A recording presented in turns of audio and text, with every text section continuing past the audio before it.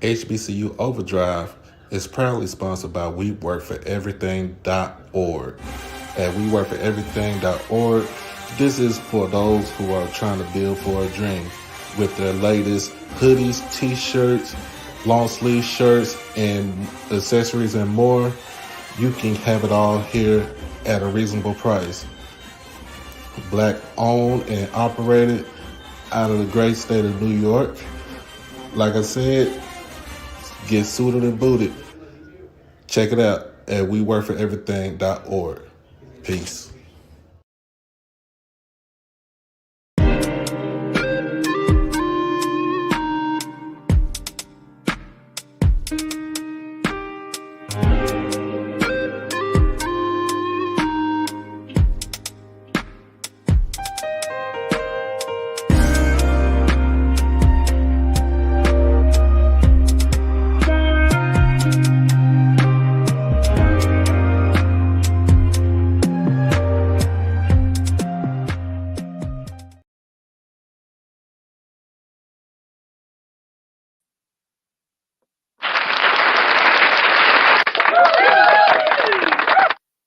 What's going on? What's going on? What's going on? What's going on, everybody? It is Saturday, July 22nd, the year of our Lord 2023.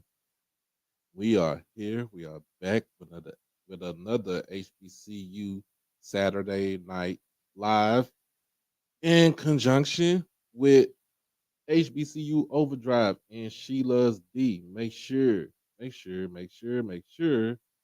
you subscribe to both platforms. Make sure that you like, comment, and share this with your friends. Make sure that you get everything. Hit that notification bell, mainly to get everything HBCU Overdrive and SheLovesThee. So I'm waiting on for my co-host to come in. So let's see what she got going on. If I need to send her the link, if so.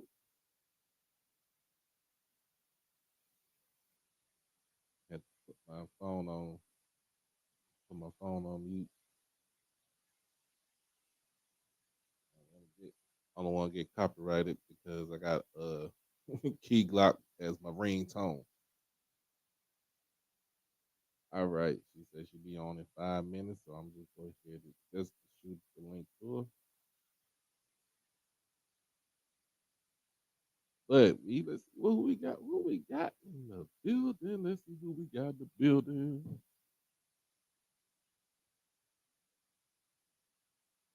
Sister Zakia, good evening to you. Good evening to you. Good evening to you. We got, as always, Mr. Rozier, FAMU alum. Sonny Boom, what's going on? I don't know about still on the spotlight, man, but we'll talk about that. Chuck Hunt, representing Monroe, Louisiana, is in the building. If you want to know a lot of things, if I can't give it to you right then and there, or Timona can't do it, my man Chuck Hunt got my back right there. Oh, Uncle Steve, what you got?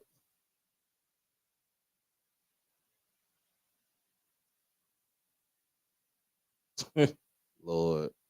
We got Paul Hollis, Mr. Hollis. Let's go. What's going on? Yes, you Tigers. Hey, he said all the way at H Town. All the way at H Town. Know what I'm talking about? Huh?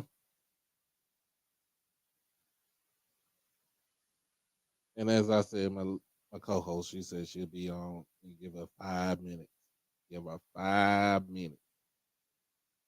Got Chris Dukes up in here. What's going on, man? Miss Mary from the 305 FAMU.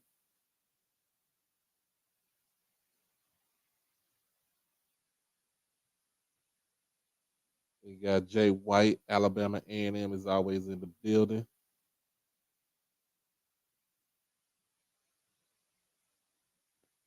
Oh Lord, nah. I ain't gonna give y'all the L. I only do that. I would do that after the game. If we win, You get the L. If we lose, we take the L. So hey.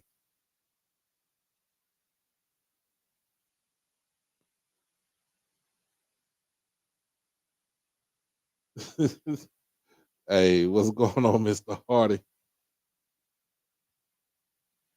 What's going on? So man, we went on for my co-host to get up in here. Man, but look, y'all already know how we do it up in here. We have fun. We talk about sports. We talk, especially football, and we be petty at the same time. So it's nothing that we don't know. Give me 1 second, y'all.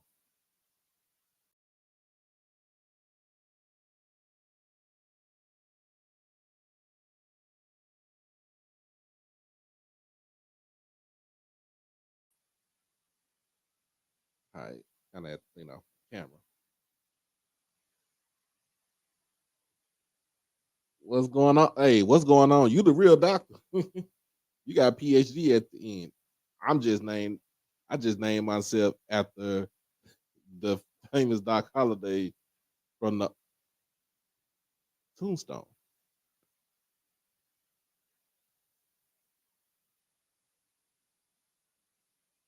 She on her way, man. She on her way. She on her way. She had to go to the store.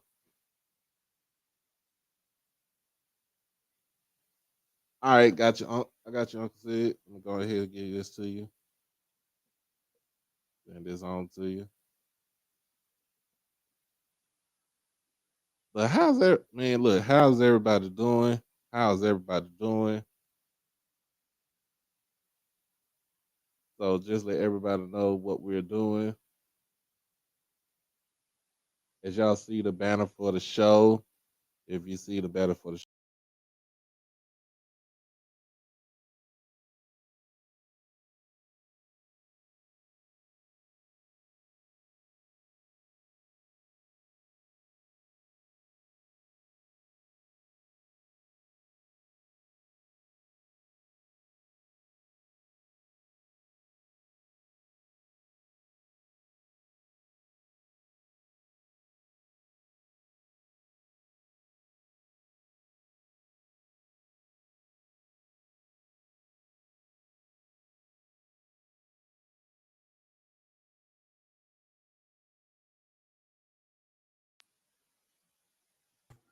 And as always, she back from the store, y'all. Y'all ain't want nothing, so Dang. Y'all ain't been on 8 minutes and I already see some snakes up in the chat. They knew Did what. y'all start the show already? I know y'all can't be on that subject yet. No, we ain't even start, and we ain't We started ain't the even subject got yet. out the clear. Who's in the chat? Let us know where you from. Yeah, we ain't started the stuff. We ain't Mr. started that subject Campbell, yet. let us get some kind of like a let's break the ice first. Yeah, we're gonna talk. Let's talk about that. We're gonna talk about that in a little bit. So we gonna look. We got, like I said, like the stream. Please like the stream as you tune in. Yes, Like let us the know where stream. you at. Uh-oh. EA's in the chat. Listen, we're okay. We got Mississippi in the house. We got Dr. Strachan or Mm-hmm. Strachan. I call him Doc. He said he's from FAMU, but where you at, Doc? Uh-oh. Ed Reed sent them. Ooh, they messy. Lord, they messy. Listen, before we even jump into that, we got Mississippi be in the house, boy. Oh yeah. If don't Yeah, nobody else be in the house, Mississippi. Okay, we got H-Town. got Texas up in this thing. Let's break the ice before y'all get into that, So I put in, everybody know what we put it up in here. So we are doing a live fundraising show today.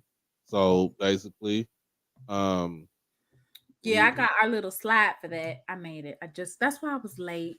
oh no, you good. Well, I figured Last you were gonna minute. I figured you were gonna do a slide anyway. How you? Mr. Allen Flint, Michigan, up in here. Flint, Michigan, here. Uh-oh. Flintstone. We got Miami.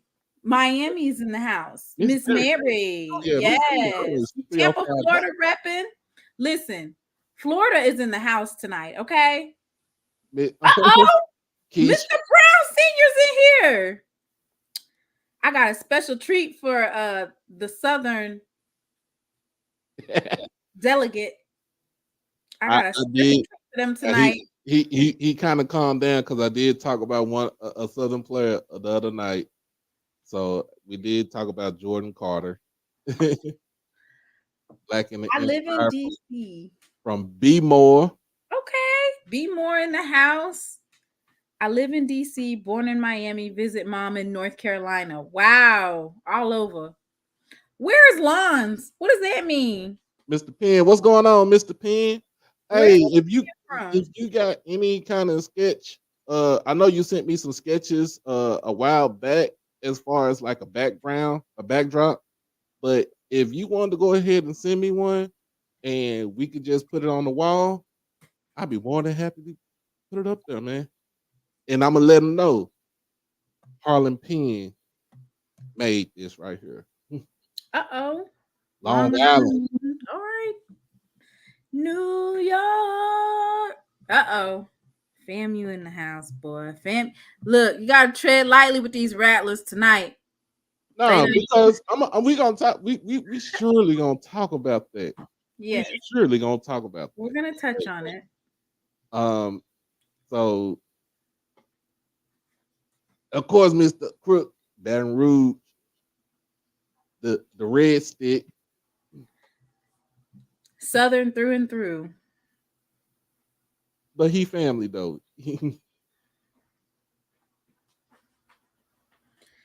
Uh-oh.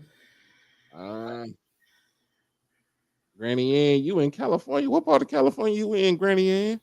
She said she is on the West Coast. She is on the West Coast. And Mr. Ben said 858 all day. So. If you know, listen, Adrian Cook is going to be messy in the chat, and we just gonna let him rock tonight. Yeah, we totally, we're gonna have fun. We're gonna talk. Let Adrian Cook rock in the chat.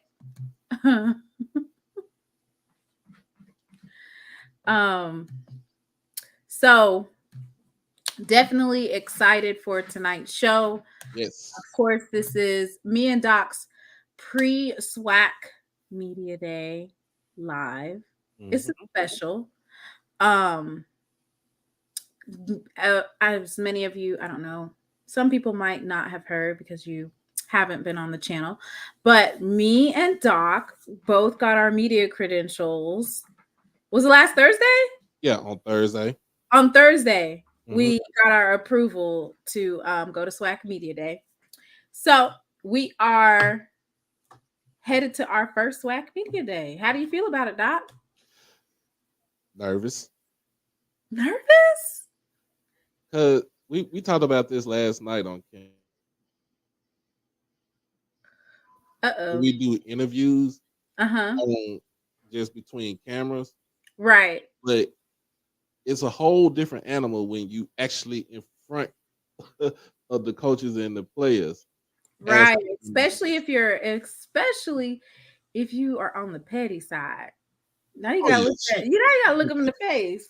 What was that you were saying? Oh, okay. We're gonna be professional, but we're gonna look. But see, here's my whole thing. When we get there, my whole thing is to observe. I'm still gonna ask questions. I'm still gonna present myself, and she's gonna present herself as media entities, and we're gonna ask the questions. We're gonna ask the hard questions, but that's my whole thing. My whole thing is to basically just observe and see how, like, some of the people that's been doing this for the longest, I want to see how they go. That way, when we get, when next year comes and we go back next year, we gonna, And for me, I feel like this right here, like we need to go in 150%.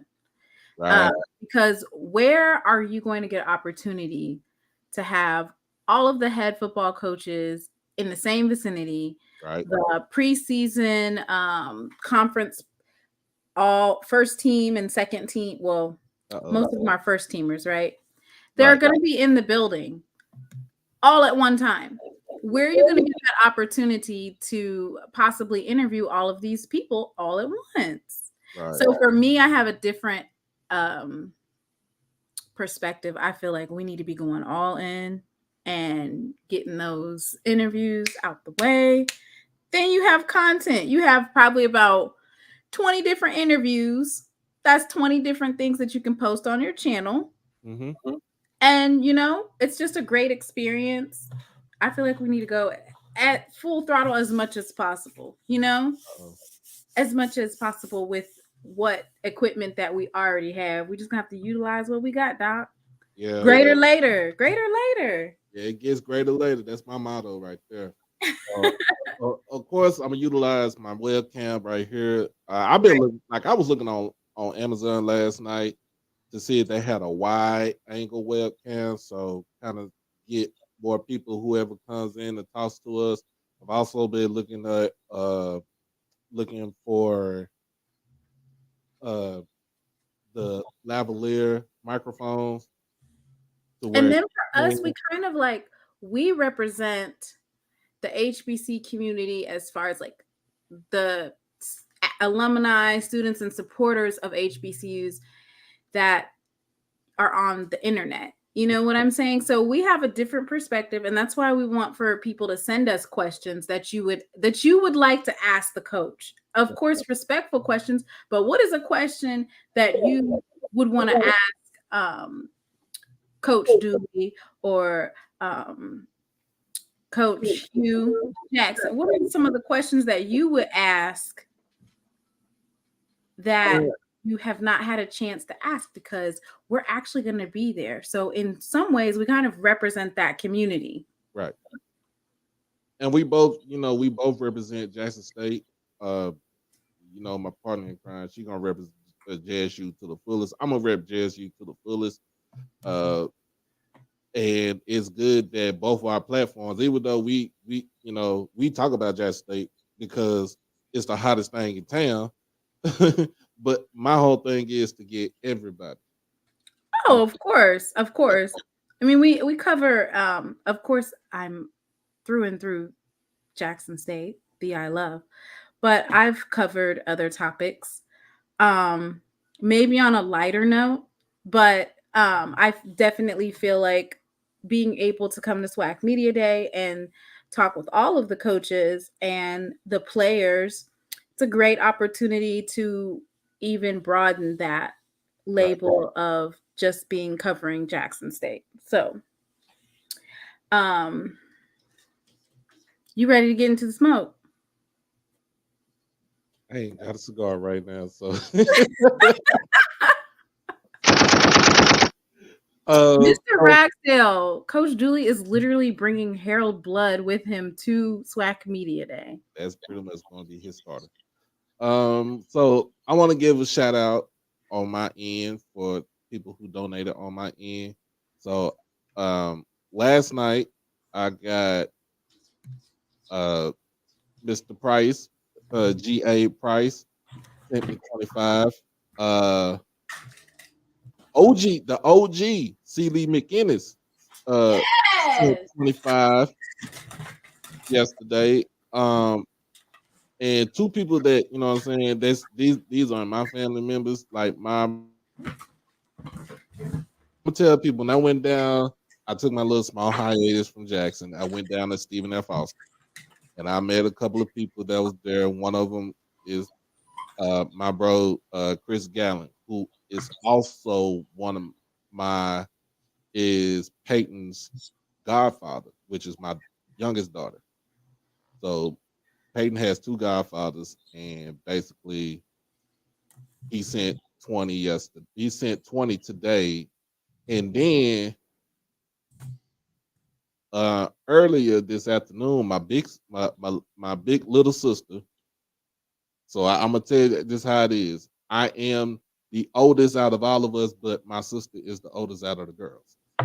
So she sent me $50. So I want to shout out to my big sis, Miss Diana, Lady Di. That's what she called herself. Um, she sent $50 earlier today. So right now, as of today, as of right now, while we're doing this show, I am at $275. So if we need to keep it coming because Monday is like the cutoff date, and what my whole thing is whatever I have saved up, I'm trying to rent a car and just roll up out of there. Because I was looking at plane prices, and the cheapest ones that was round trip was on Southwest Airlines, and I'm a bit scared of cat when it comes to flying. I got to be in control. I'm a control freak when it comes down to it. Um, at least I know when I drive, I'm in control of everything. But I seen some tickets, they was like $265 and stuff like that, and I'm like, okay, now I'm just want to try to see get a rental car, a Right. cheap small rental car, and basically drive, get a cheap hotel while on our way there, and then basically when we get there by 9 o'clock in the morning to the Birmingham Sheridan Hotel, get our credentials, and the media day starts at 10 o'clock. They want to start Right. At 10. at And even yeah. So definitely gonna be up and ready by 8. I want to shout out the contributors, of course, as well. And I want to tell you, I'm so appreciative at everybody that sent a donation.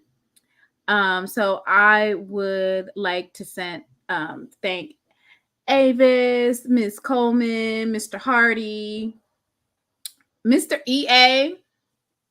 He said that FAMU is going to kick our butt, but that was before this little incident happened. So we'll see. Mr. Cook, Mr. Campbell, Miss Woods and Miss Minifield, Mr. Allen and Mrs. Foote, and Mr. Carey, Mr. Barnes, Mr. McGinnis, Miss Thompson, and Miss Jana. And thank you, Mr. Jackson. Thank you all for investing in our platforms. We are definitely planning on increasing the level of awareness of HBCUs one live at a time. And we're appreciative for all that you have done. So thank you so much for that. I'm excited. Let me give a shout out to my man Miak Mike. Miak Mike, man. Like he been like I'm gonna tell y'all, Miak Mike been down with my channel since the day I first went live, when like I said, we only had like 2 or 3 people live on the show.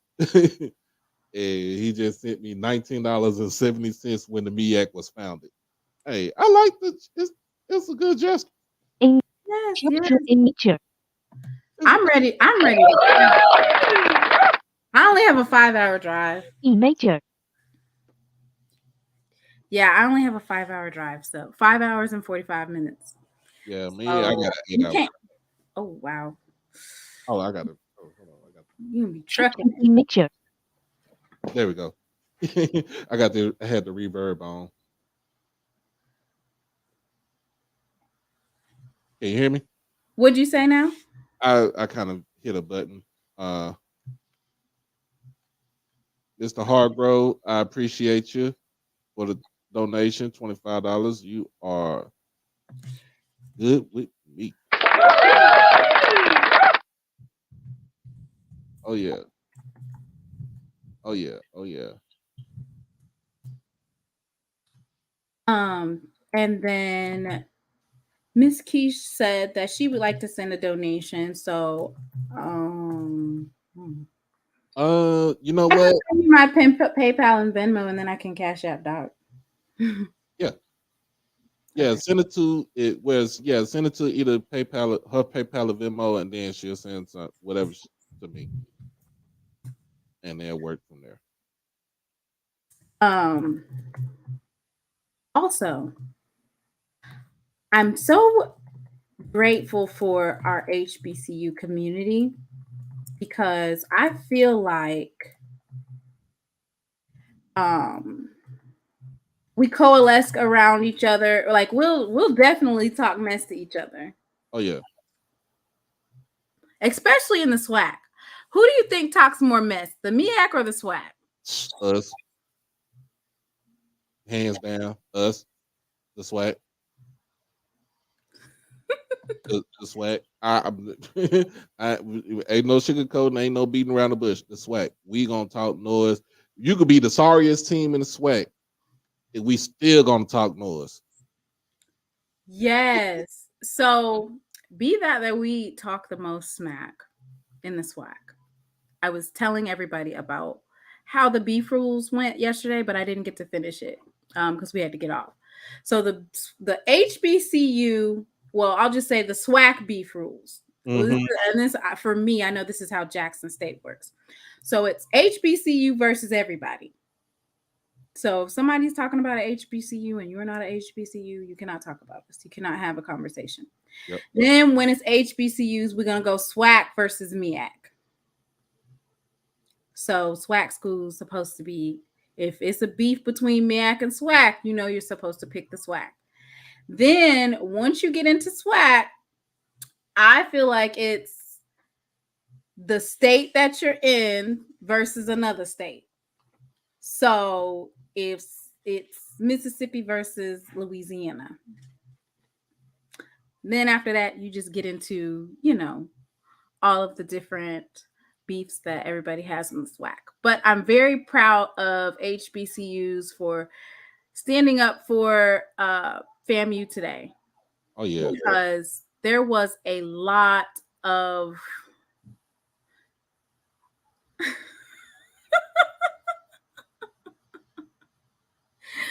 you by yourself talk more smack. Wait, hold up.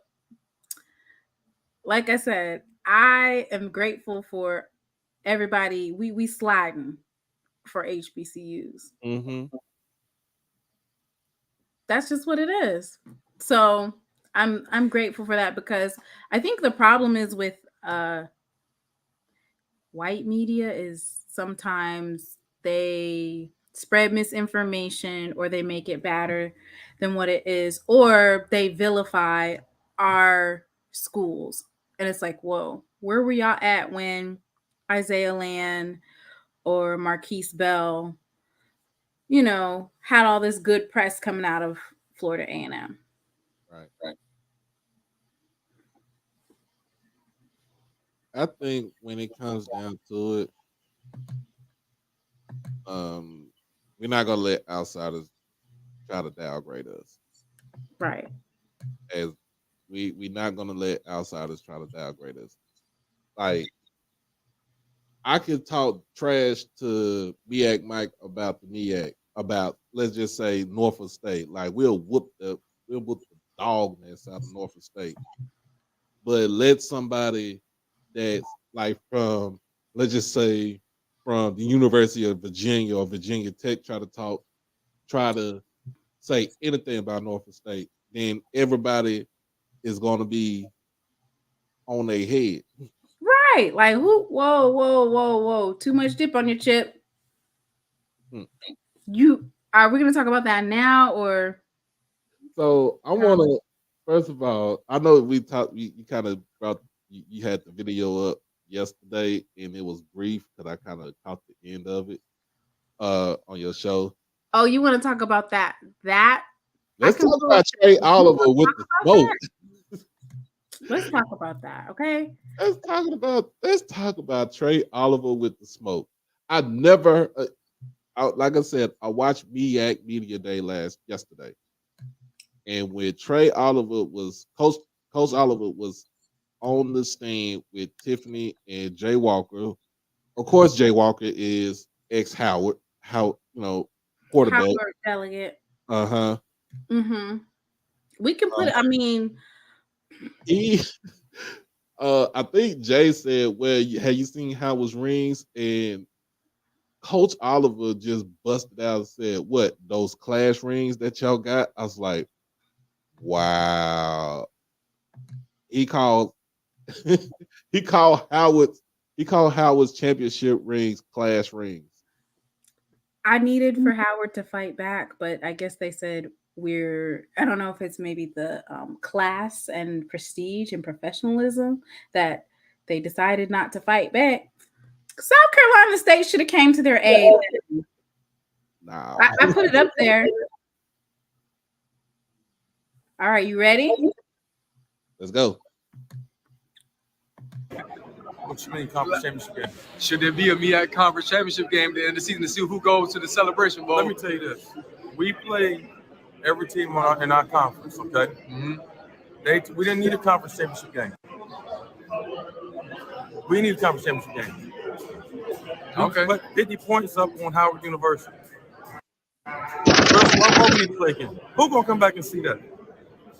Would you come back and see that? And I love Coach Larry Scott. Larry Scott is a great coach, unbelievable resume, all the places he's been. Howard is an outstanding program.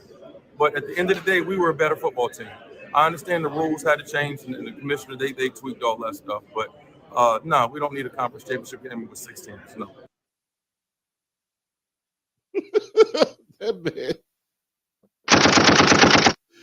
That man said, why do we need a conference championship game? First of all, we play how we smoked them by 50.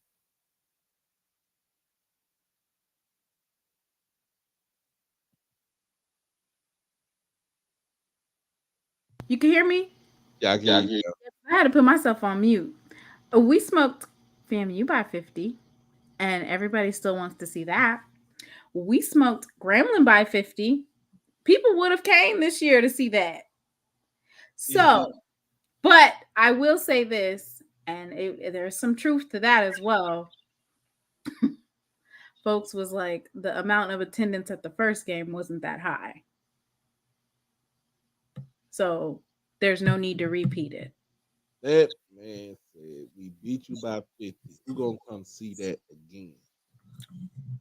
They might have, in your words, they might have caught them slipping, because you're talking mess about Howard, but didn't South Carolina State beat you? Yeah, South Carolina State came in and tried to skull drug them. A 3-8 team. But I had to laugh at that and said, why, like, dude. But I'm gonna be honest with you.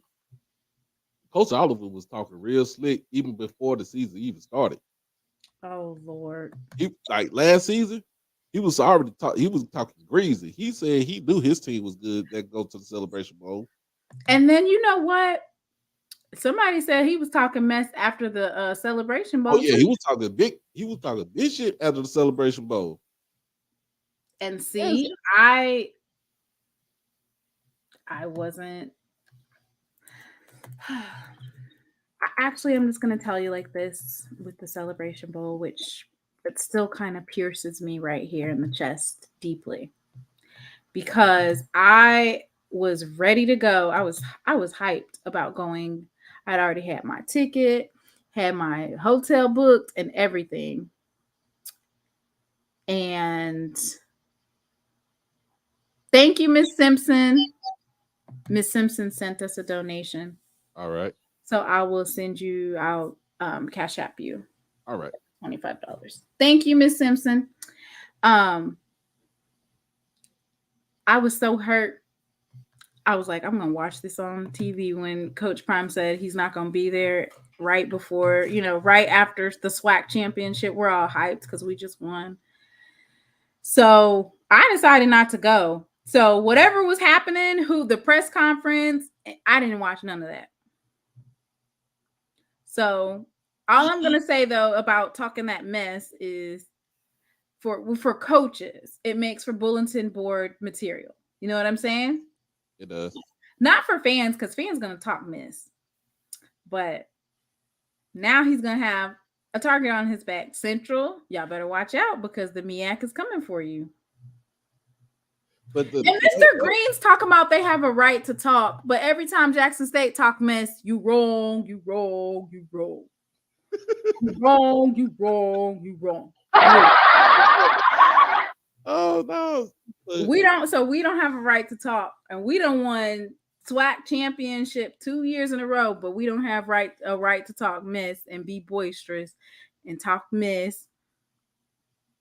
Come on now, Mr. Green, you got to be fair now.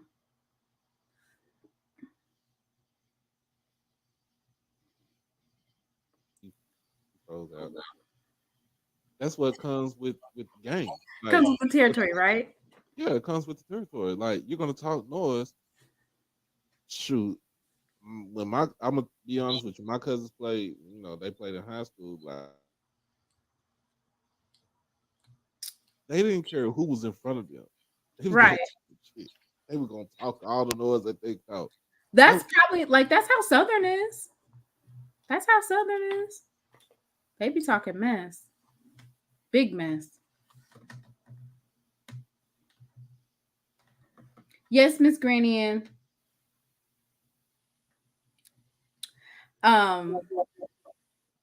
Yes, Mr. Crook is right. Coach Green is green.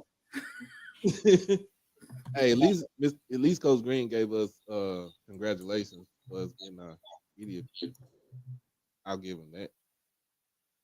Just like he gave you, oh no, he didn't give you cool points. He gave you cool points for Jordan Carter, right? Yeah, I did. I mean, I was talking with Adrian because I think Coach Green went on the live on that day. He wasn't on the. Let me get. Okay. So, whenever you're ready, you can start the big conversation. But I also have some pettiness to share regarding Southern because they're always talking mess, and I'm gonna do it while you talk because I had just got the screenshots. So I'm gonna put the screenshot together, and we're gonna do okay. First of all, before we get to all the pettiness and to all what's important for tonight, the players, like we said, the players are going to be at Media Day this year. Is as follows. You have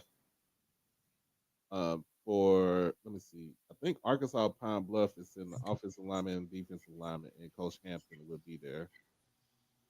So I think this will be the first time we'll actually hear Coach Hampton speak to the public since he's been hired at Pine Bluff.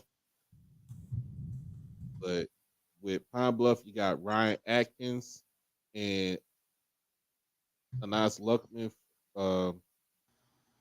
Atkins is a offensive lineman, and Luckman is a defensive lineman for Pine Bluff.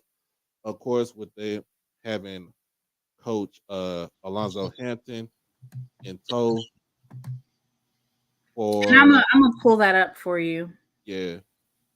You're on UAPB right now, or you already? Pine Bluff. Can y'all hear me? Yeah, we can hear you. I'm getting ready to pull up that screen with the names of the players so that you can see them. Right. They can see them, and then I can still read off on my. I like that UAPB is bringing an offensive lineman. Mm-hmm.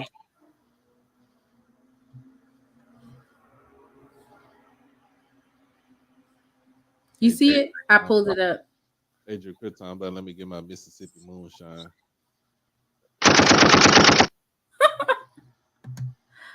Oh Lord! I'm gonna blow this up full screen. Y'all know what you got. All right. Can you see it? I mean, I can see part of it from my end, but I'm still reading off from my phone. Oh, okay.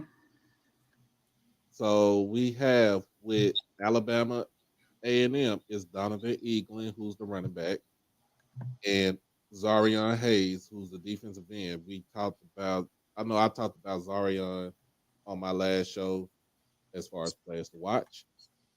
You have for Alabama State, Jawan Howell, who's the running back, and Colton Bubba Adams, who's middle linebacker in that defense. And, they'll be heavily represented by Coach Eddie Robinson Jr.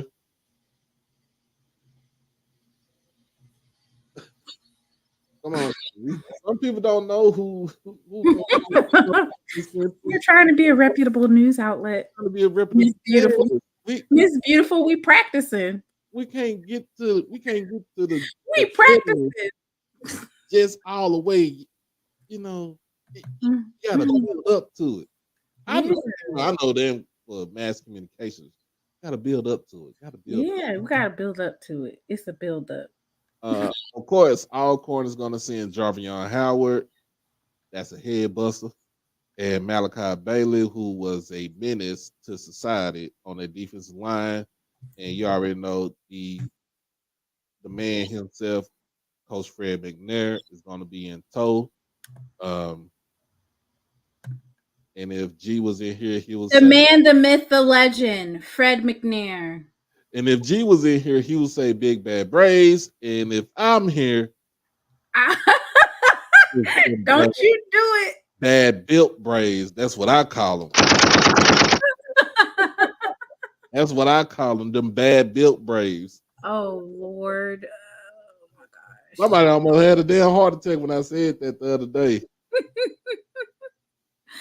I could not believe you said that, but it was funny though. The Bad Built Braves. Good Lord. Is going to have Jimmy Robinson. He's a running back. And Omari Hill Robinson as a defensive back. So, that's one person I need to do a player watch for next week. And, they're going to have their first year head coach, Raymond Woody. And we're not going to talk no noise about him because he stepped into a situation basically that was kind of iffy. His recruiting, he did a phenomenal job for when he did a phenomenal job with recruiting, but he did step into a sticky situation, and I felt like he's been riding the ship ever since he got there. So that's good, and that's good for Bethune, and hopefully their press is going to be good, and there's more good coming out of Daytona Beach than bad press. FAMU is going to bring Jeremy Musa and Javon Morgan. I would have said on this one, I would have brought Isaiah. Wait, they bringing who? Jeremy Musa. Musa? Yeah. Can y'all make sure Javon Morgan wasn't in that video, please? Let me go look up what he looked like. And I would have brought Isaiah Major. I could have either brought Isaiah Major or I would have brought Gentle Hunt. Either one. I pray that Javon Morgan was not. He's a graduate student, so he's older. So hopefully and prayerfully he was not in that video. I hope so.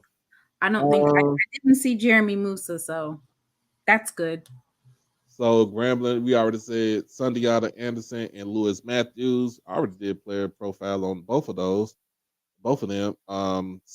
Yes, we already know Sundiata Anderson is like a grown ass man when you stand next to him, like literally.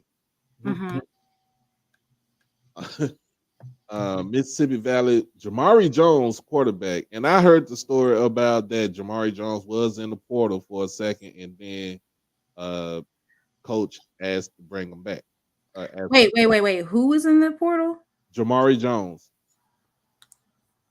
So Jamari Jones was back up to Jelani Eason, and he did play in a couple of games last season. When Coach Wade came in, he jumped into the portal, but Coach basically talked him out and feel he should be the starter for next season. Mm-hmm. So he's going to be there. And Brandon Williams, he's a DB, so we'll see both of those guys there. Prairie View is going to bring Amar Antoine, and he's a running back. And then Keyshawn Johnson, not the receiver Keyshawn Johnson, not Mr. Catch the damn ball, but this college linebacker right here. And they're going to be represented by Coach Bubba McDowell. Mm-hmm. we have Southern University. Let me say it right for so so Coach Green and Adrian Cook can get their rocks off. Southern A&M University. So, okay. I just sent you something, Doc. Okay. So you can read it. Let's go to Southern. So they got Harold Blood coming in. So that's a main question. We've probably got that question probably about 3 or 4 times. Right. Who is Southern starting quarterback going to be? I don't know. I think that we don't want to assume, but I guess the question would be, you bought Harold Blood today for SWAC Media Day, so is he the front runner to be QB1 for this season? Yeah, well, right now, yeah. I mean, he's at SWAC Media Day, unless they're trying to psych us out. And then they got Jalen Campbell coming in, and you already know they're gonna be represented by the best dressed coach in the conference, Eric Dooley, Ascot Dooley, Kappa Dooley, is what we say. Texas Southern, you already know. Andrew Body. And Jacob Last Williams. year I used to call him Andrew Nobody. Yep. In response to I can't even, who shall not be named. And with Jacob Williams, and they'll be with head coach Clarence McKinney. And I want to say something about McKinney. If you feel like your name was being drugged, you thought I was trying to talk bad about you. No. But if your season goes the way that it's gonna go, if it goes the way that it's not supposed to go, then my pettiness is gonna go to. So I'm saving myself, and it definitely wasn't intentional, which is that I said that, I had Texas Southern as number 5 on our little poll. And I thought that Texas Southern, if they built, which I think is a very viable question, is, have you built your team around your quarterback? You've had him the ability to have a stable quarterback for the past 3 years. Have you built your team around your quarterback? Right. I think he did. I think he has. I think he answered a lot of questions pertaining to the receivers that they brought in. And of course, they're going to have running backs to come in that's going to carry the ball, and they could get 600-700 yards for the season. And also with him being a catalyst in the run game, he could get like 400-500 yards, cut down on his turnovers, and try to get more deep shots down the field, throwing the ball. I think it should be a very good season for an offensive season for Texas Southern.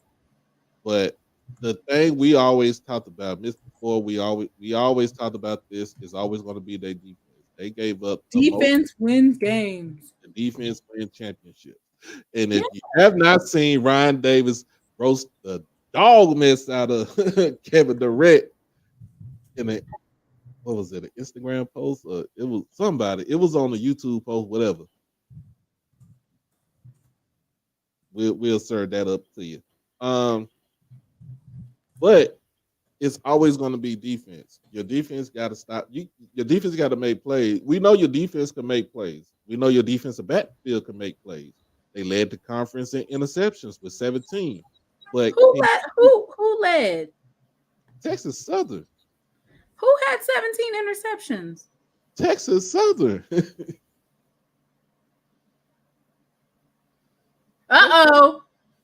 Set Mr. Walker, dropping that T in the chat. You in Houston, He said, "What? We not gonna repeat it. Can you just put it up there though?"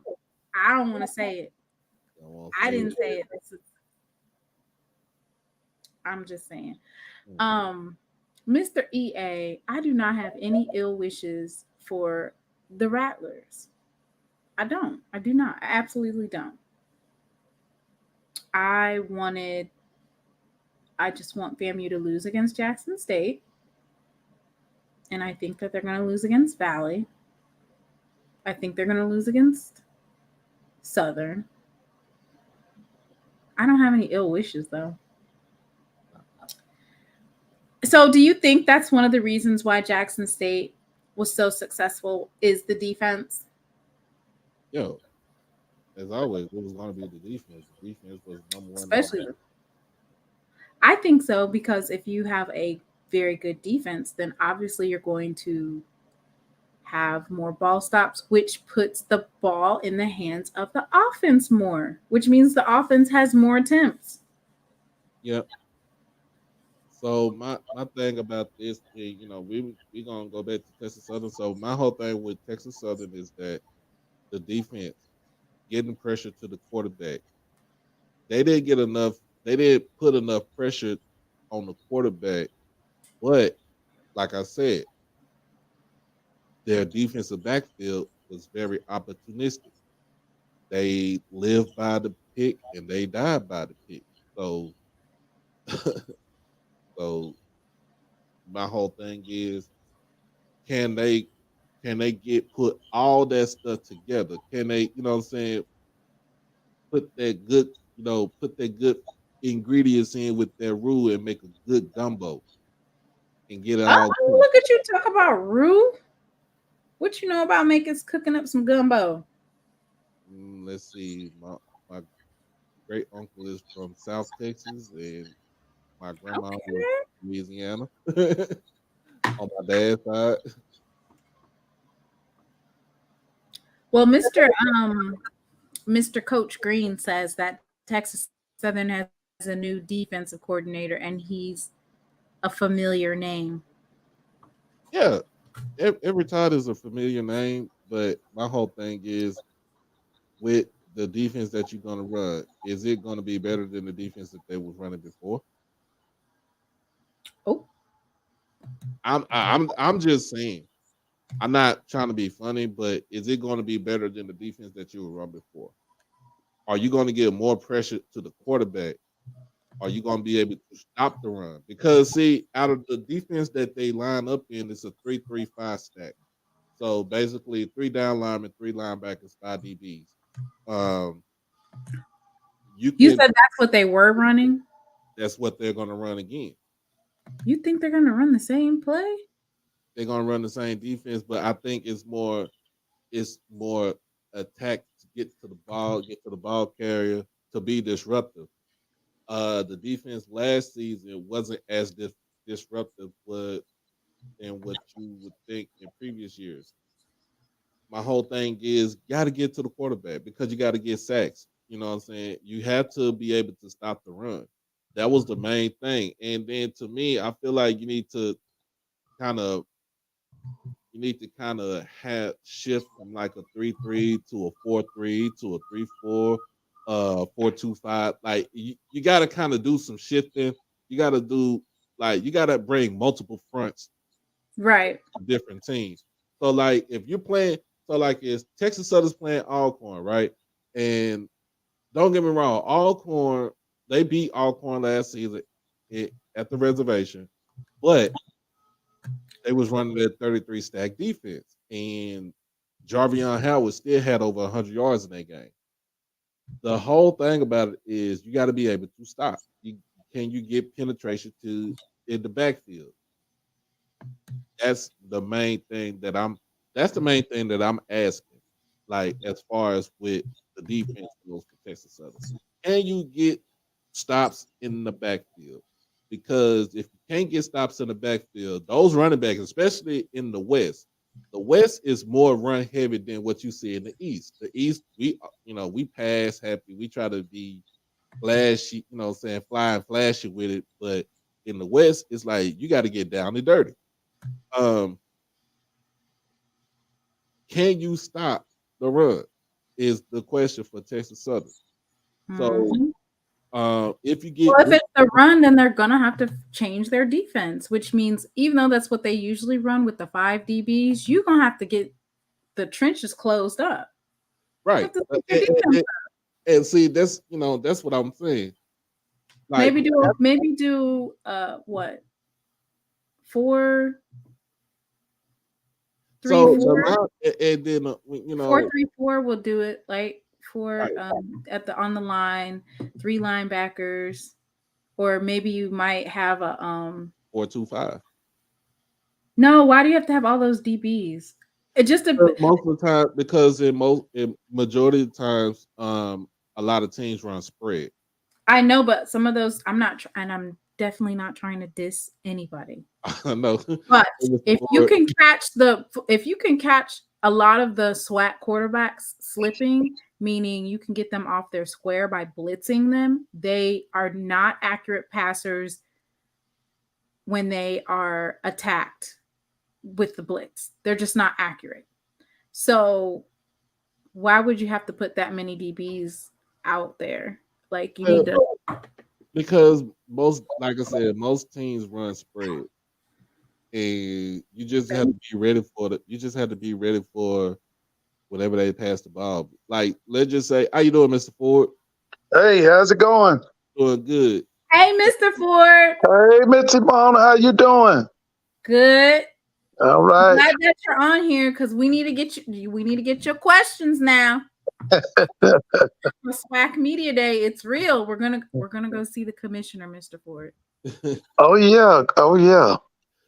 So my thing is, Adrian said the linebackers are the strongest core for Texas Southern, but if you only run a 3-down lineman, they can't really flow to the ball. They can't flow in the gaps. So I think you add an extra lineman, or you could add an extra linebacker to help on the defensive line. You don't have to put his hand on the ground. He can stand up and apply pressure. Then it's easier for those linebackers to just straight flow to the ball. Plus, you could also use that extra DB in that DB backfield, especially like a safety. Like, do they have some good DBs on Texas Southern's roster? Well, one went so the best 2 DBs, they left. So one is at University of Houston, the other one graduated, if I'm not mistaken. But they do have DBs that they can cover, and they are ball hogs. So I mean, and they did take the best rushing attack. Best rushing attack was Alcorn last year because they had the best running back. I mean, by far. But I'm just like,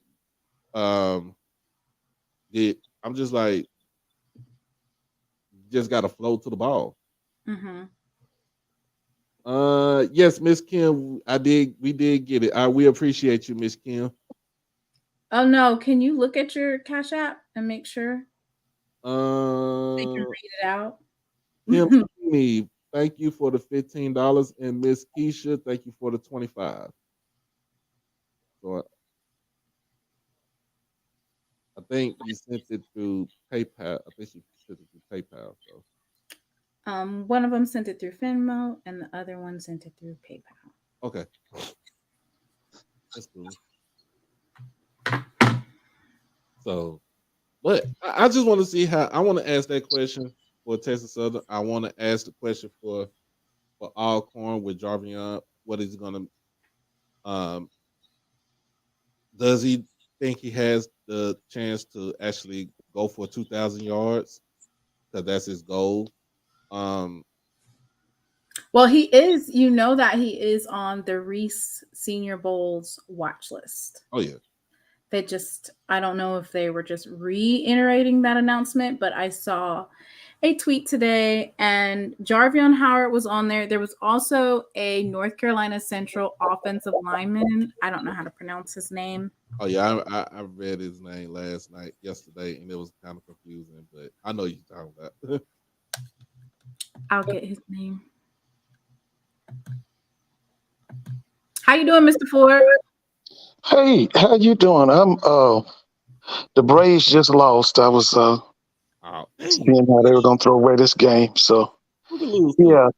To speak to what Doc was saying about that 3-3-5, the thing that really makes it go is that you have to have big people on the front on that defensive line who will demand a double team so that the linebackers can fill the gaps. And like you said, Doc, one of the best things about it is that you can bring a DB down to play as a linebacker, or you can keep him as a third safety.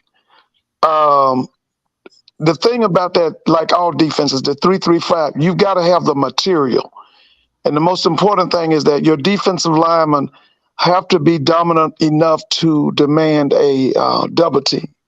Now, if the offensive linemen are bigger than the defensive linemen and just can overpower them, you in for a long night, because that 3-3-5 already has creases in it, which will allow a running back to run wild. That's what happened with TCU and the University of Georgia in that national championship game. Those defensive linemen were being taken out by individual offensive linemen. You can't have that in a 3-3-5. Those defensive linemen have to demand a double team. Now, as far as that Jarvion Howard guy y'all talking about from Alcorns, that guy's a pro. Yeah. Now, the thing that he's got to have help from, if you're going to run for 2,000 yards, you got to have serious offensive line play. Right. And for the last 3 or 4 years, I've had some problems with Alcorn's offensive line. Personally, I don't think they've had an offensive line coach since Starcheck left the reservation.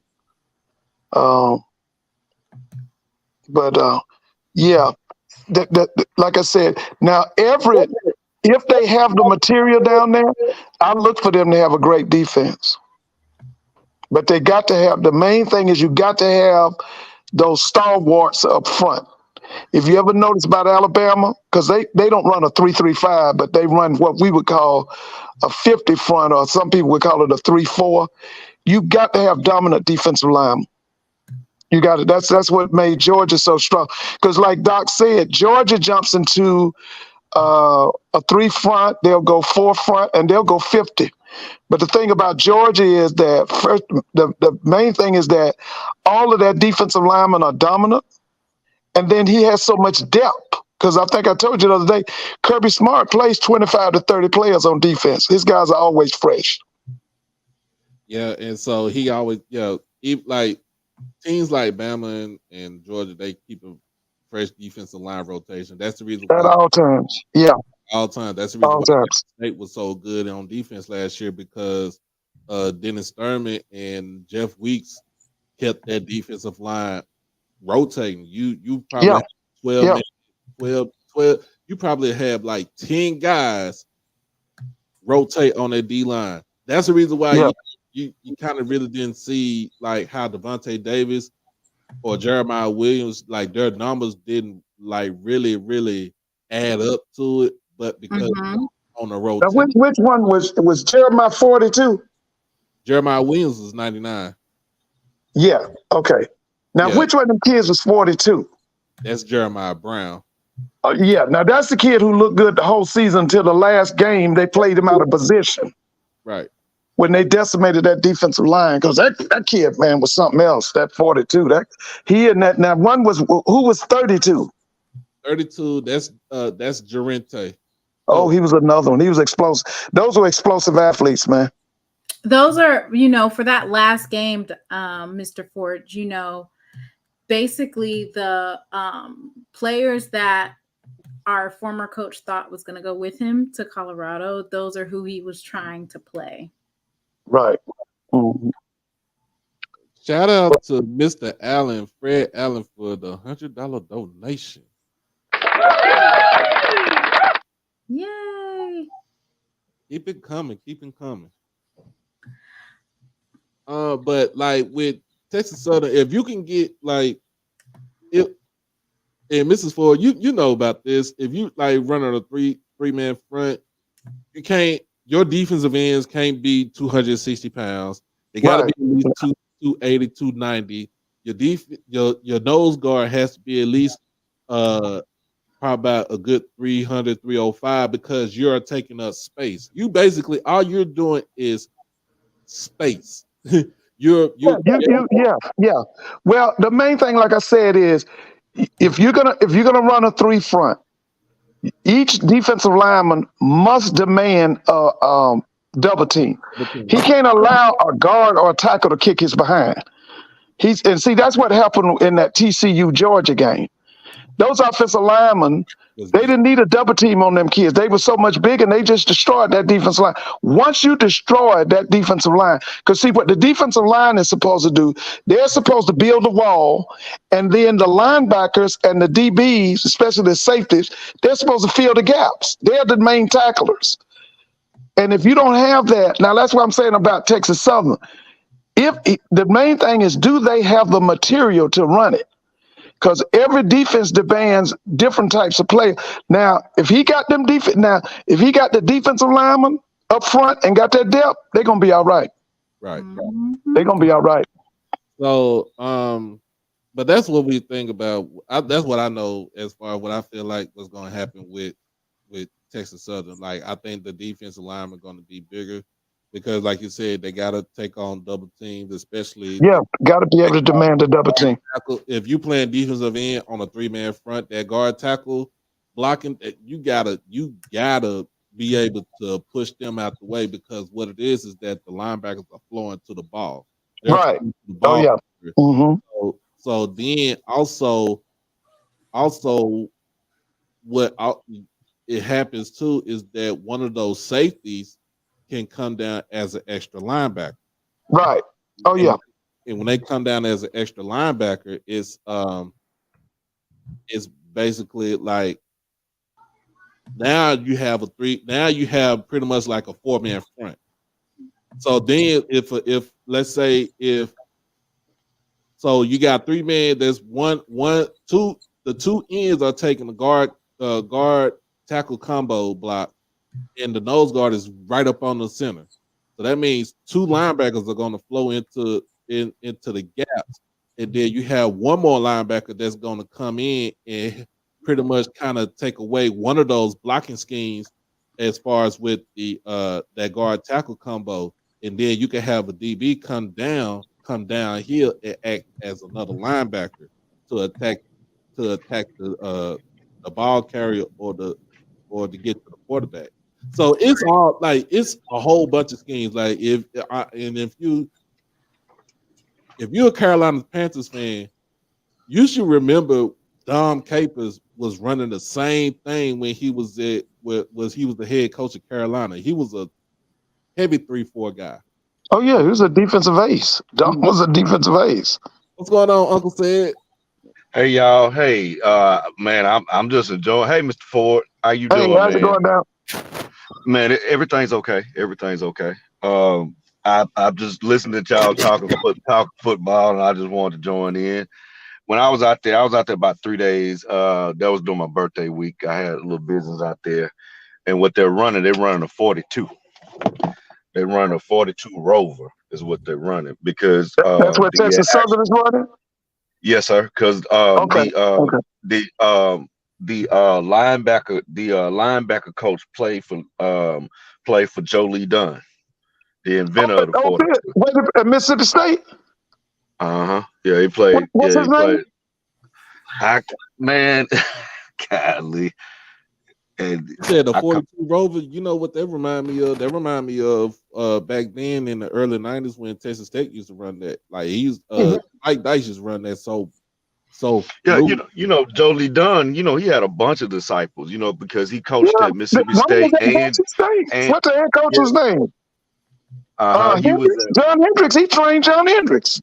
Yeah. He you know because he coached at Memphis as well. So he had a bunch of disciples for that 42. They call it 42 Rover. is what they call it. And since the strength of their team, from what I've seen, Mr. Ford, it's the DB. It's the DBs. It's Okay. the DBs. How big were they up front? That's gonna be I think that's the deciding factor. They got a huge 3 technique though. I think he about 320. About 320. That's the best thing to have. Is he quick off the ball? He got quick hands. Yeah. Okay. And he was fighting through the bull rush too. Okay. He was fighting, but man, it's gonna be a speed type of defense, man. I don't know how that's gonna work against an Alcorn in their division, because Alcorn is gonna be very physical, and they're gonna keep run through those gaps. I mean, those gaps, that B gap, that C gap. Yeah, because anytime it's a 3 front, you say it's a 3 front or 4 front? It's a 4. It's a 4. Okay, because 3 already has natural creases in it. It's easy. Really, when you do 3-3-5, it's kind of, if you got them overpowering offensive linemen, it's easy to beat that 3 front. It's easy to beat them. And you're going to see against a team, a run heavy team, 2 run heavy teams like PV and Alcorn, you're gonna need 4, and you're gonna need 4 in the trenches. Don't forget, you're gonna have to have 4 in the trenches. You're gonna have to, because if you don't, go ahead. Go ahead now. Don't forget about Grambling, because Grambling got a good, they got a loaded running back field. And don't forget Southern too, because Southern can run the ball. And I'm gonna go ahead and just say it. I'm gonna go ahead and say it. This year, Southern is RBU for the SWAC. They are.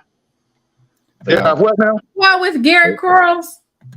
They RBU. They are RBU this year. You ain't just got Garrett Quarles, like you still got Kobe Dillon, you got Carl Lagun. You can stop right there. You can stop right there. Kobe Dillon, that's your guy. Yep. Kobe Dillon. I can't stand Southern, but I'm gonna give credit where credit is due. Like Kobe Dillon is that guy. He is that guy. I mean, he's that guy. I mean, I was very impressed with him. But it's just gonna come down. It's gonna come down with them. It's gonna come down to the QB. Yeah, I forgot about Sims too. Sims is in there too. Like, I've seen him. He can play. Sims is good. Yeah, he can play. Sims is good. He can play.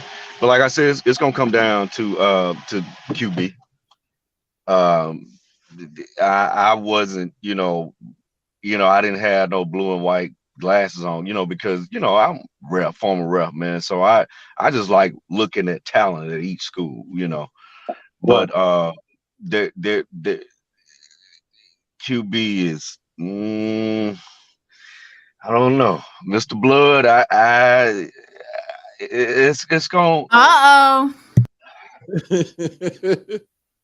But they got about 8 of them, right? Did you see the other 8 or the other 7? 8 what? Quarterbacks? The best one to me, not being biased, the best one to me was that incoming freshman. One from Georgia, the one from Baton Rouge. The one from, I guess he's from Georgia, because he said that's the one from the private school. Yeah. I know the kid you're talking about. He's the best one. He came out of Woodward Academy. Yeah, he was my favorite. He can sling it. He got good wheels, and he has a great pocket awareness. He knows how to. Cause see, another thing when I was referencing what we look for is, see, I'm gonna explain to you what we look for in a QB. A QB has 2 seconds to decipher. It's like a tick tick. You tick tick, and after that second tick, if they have already made their football move, then that's a QB. And if you all you got to do is go back to Shadur's tape. He always had tick tick, look down the field, don't look at his receivers, don't lead you on, but he has a football mind to calculate the play. And this young man from I saw it in him. It seemed like he's gone, because he said he told me, he said, well, Mr. Walker, he played on Cam Newton's 7-on-7 in that Yeah, little league yeah, there. He yeah. said That's a he good. played, yeah, he played like quarterback country. So when he told me Right. that, I said, yeah, he's the future. Yeah, he's the future of he should be the future. He should be the future of Southern. But Big Atkins from PB, Doc, that offensive lineman, he is a dog. He is a dog. That boy squatting about 600. And he blows off the snap too. Because I love to see offensive linemen that they know how to blow off the ball once the play is called and once the whistle is blown. Once he says hike or go or whatever, whatever QB language that they use, and it's like shot out of a cannon, but you're strong. Those make, real great offensive linemen. And he's one of them. He's one of them. Yeah. And now I wasn't impressed. With, I think I might get some drawback from what I'm about to say, but I wasn't too impressed with Southern's offensive line. I wasn't. Not for what coach trying to do. He just needs to figure out like his quarterback, because they were running, because they was in shorts and everything like that, but they was doing like What was different the versions. average size of Southern's line? Oh, they big now. But Are some we of them just talking about couldn't average move. 6'5", 6'4", about 300? No, about 6'3", 300, yeah. About 6'3", 6'3", Yeah, 6'4". they some bowling balls. They don't never. Let's see. That's the They thing. some bowling balls. Yeah, because Mhm. Southern they never recruit linemen over 6'4", 6'5". Yeah. Them knees. But the only thing is they, like Coach Ford just said, Mr. Ford just said, man, they got a gang of quarterbacks. I mean, they got a gang of them. I mean, I don't know how they gonna, remain. Probably some of them probably get gray shirted. Some of them probably have to use grants or something like that. But like I said, that young man from Quarterbacks is insane. 8 quarterbacks is crazy. it's a lot. It's a lot. But I see what Coach Dooley. Can they be wide receivers too? Some quarterbacks are. The guy, the most athletic guy to me was the young man, the incoming fresh from Baton Rouge. He was very Yeah, that's what they said. Yeah, he very athletic. yeah. I mean, I'm gonna give credit where credit due. Like he was a little old, like he was shot out of a cannon, because Well, he runs his plays hard. Mr. Mona, do you remember Steve Spurrier? Steve who? Steve Spurrier. Do you remember him? Fun and gun. He said you could never have enough quarterbacks. He would carry 10 quarterbacks. You sure would. And nobody didn't say nothing. He sure would. Trash talk for Yeah. Kurt. He sure would. I mean, he made Billy Joe told me that. He said that every team should have at least 6 to 7, that they should be carrying 6 to 7. Now, when I was in college, Tennessee State would have 9. They have 9 on the roster. He was this is the third round pick for the the third pick for the first round in 1967. He was a Heisman Trophy winner from the University of Florida.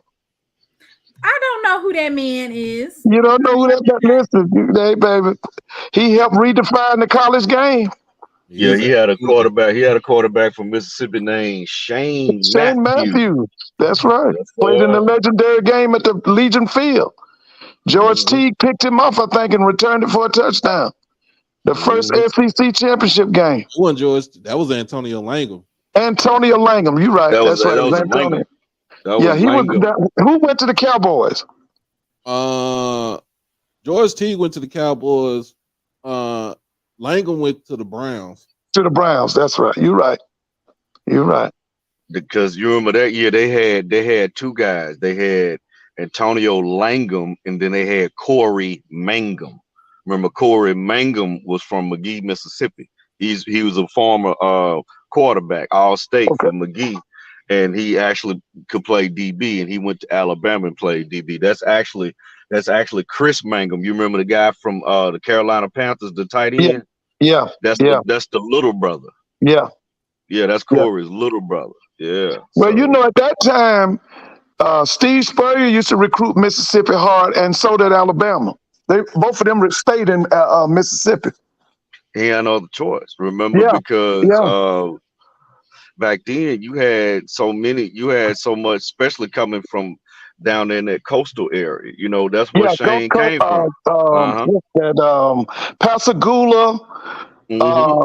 Where was Chris Jackson from? Because they was turning them out at that time That's too. Gulfport. Gulfport. That's right. There was a lot of boys. Moss Point too. Moss Point was turning out a lot of kids that were leaving the state. Yeah, Moss Point produced on the basketball side. They had Laterio Green. Yeah, and that Gulfport had went to Chris Missouri. Jackson. And then also they had that QB from Moss Point. They went to they had two of them. They had one last name Jackson, went to Georgia Tech. Remember him? I know you. Black quarterback. Yeah, he came from Moss Point, and then the other guy, the other QB played. Remember, he played at Auburn. So yeah, they back then the coast was really, they were really good back then. Oh, yes, they were. I got some pettiness to talk about right here. So this is a pettiness between Coach Prime and Coach Brent Venables over at Oklahoma. And basically, I don't know what was like the whole banter was. It was basically, so Prime said, this is what Prime said. First off, to the gentleman from Oklahoma, it's coach to you. Oh. Sanders said in response to Venables, there's a saying about glass houses. We had roster turnover the way we did because we had to. And that's true because he did it at both. He did it at Jackson State twice, and he's doing it at Colorado. So I'm put just like this. If Coach Venables wants to talk, let's talk. I wasn't the one handed a Ferrari. He already had multiple NFL linemen on the Oklahoma roster before arriving. Colorado didn't have a 1,000-yard rusher from the previous coaching staff. Oklahoma is one of the best programs in the sport. When was the last time they lost more than 2 games? Prime asked question. The Ferraris crashed and it's smoking. Well, look, can you pull up that the Twitter? Because I was trying to look at the post that you just was talking about. No, the other one. And then we're gonna do I was trying to look. I can't look. And oh yeah, Adrian Cook and Adrian Cook. That is true. You can simulate plays, sir, in shorts before fall camp. That's an NCAA rule, sir. You can simulate plays in shorts as long as you're in shorts and not with helmet guards on. So yes, you can do play simulation prior to fall camp. That's not illegal. When we got the most done, when we weren't hidden, when we just go shoulder pads and helmet, that's when we got our timing down. So I guess but see now before fall camp, now you can't do shoulder pads. You can only do t-shirts, shorts, helmet with helmet pads. Oh yeah. And you can do that. You can do play simulation prior to fall camp. Yeah, that's when we did the most of our teaching.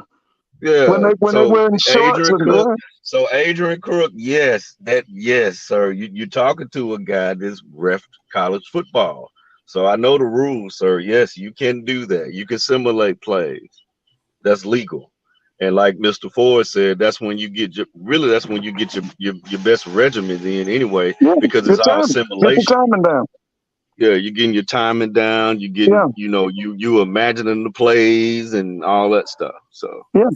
See, when I was coaching, the belief was that offensive coach needed to be the head coach because offensive football was the hardest thing to put together. That's why when I was coaching, most of the head coaches, they were offensive coaches because offense at What that about time was now? seen as the hardest. Huh? What about now? Doesn't defense win championships, Coach Mr. They Ford? do. They do. But I'm telling you, a lot of now you take your guy Ashley. Ashley really likes offensive coaches to be the head coach. Just look at his history. Look at the coaches he selected. Willie. Yeah. Dooley. Willie, Dooley, Prime. Because Prime Yeah, was offensive coordinator. he's always like offensive coaches. But I'm telling you, when I was coaching, that's what a lot. I was just on high school level, but a lot of the top schools, they wanted the head coach to be offensive minded because they thought that was the hardest thing to put together. Oh, it is. I mean, if you think about it, it is because you have way more plays and way more you have different formations. Yeah. See, you know, on the offensive side of the ball, it's about play design. Yeah. And then it's also about play execution. But you can't have any play execution without play design. Yeah. So that's why most of the time that's the hardest thing from what I've seen. And they actually, when I used to be out there just watching them, you know, practicing, man, probably 70% of the plays are, you know, offensive set. You know, then of course, you know, you're gonna get your defense in, and that's one reason why the defense, you know, they always win most of the battles, you know, even in fall camp, because the offense is basically, you know, putting play design in, you know, according to their personnel. That is the reason I keep telling y'all TC is gonna be better than Dion. Because all of that you just called out, TC can do that. Dion was not, I know he was offense coordinator at that high school, but he didn't have the offensive mind that TC had. That's why TC is going to be a better head coach at Jackson. Amen. And that's just a great segue into our petty minute of the show. You know, Southern and Jackson State, we have this little tidbit between the two of us. But one of the things that I wanted to point out was the love, admiration, and just, you know, how happy Southern was for Jason Brown to be offered. They were so excited. And now that tune has changed. So, you know, I'm with receipts. So I'm just showing you some receipts here. Somebody posted, he's visiting on January 6th. Show him some love, Jags. Hit him up on his Twitter. And then another post, hey, Jags, Jason Brown is coming in for a visit on January 6th to our beautiful school. Let's show he and his family some love in here. And the weekend of January 6th. Follow him on Twitter as well. He's currently in the group as of the day. Show up and show some love, Jags. He can bring us to that place we want to be next December. He's played versus some of the best competition college football can offer. Here are a few of his many highlights, in which it was the video, of course, at Florida and Auburn. One of the great Southern alums or Southern students says, we need to pull out the red carpet. Not the red carpet. Not for Jason Brown. And they were excited. And he said,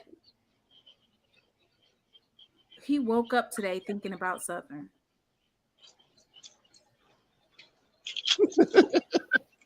Wow. Yeah, that's basically what I was throwing out there, that it was out there in that space. And I was trying to tell Adrian that when he called himself trying to fight that, that nobody said that. And I'm like, I know what I read. Like, I know what I was reading. So here's my thing. It's kind of like when you see a girl and you're like, ooh, I want to go talk to her. And you go and you say something to her and she kind of brushes you off. And you're like, you wasn't cute anyway. You wasn't even that cute. Forget you. Yourself. They got to add the big head afterwards. And when you really get hurt, with your big head self. Right. So that was how it was. They was trying to pull out the red carpet to how it is now. You know? Then all of a sudden it was all this other stuff. So I just thought I would share that with, everybody on this beautiful live today to let y'all know that we know that y'all still feel that sting from Jason Brown committing to Jackson State. It'll be even greater when we go to Southern this year. Oh yeah. And another player I'm looking at as well is two guys.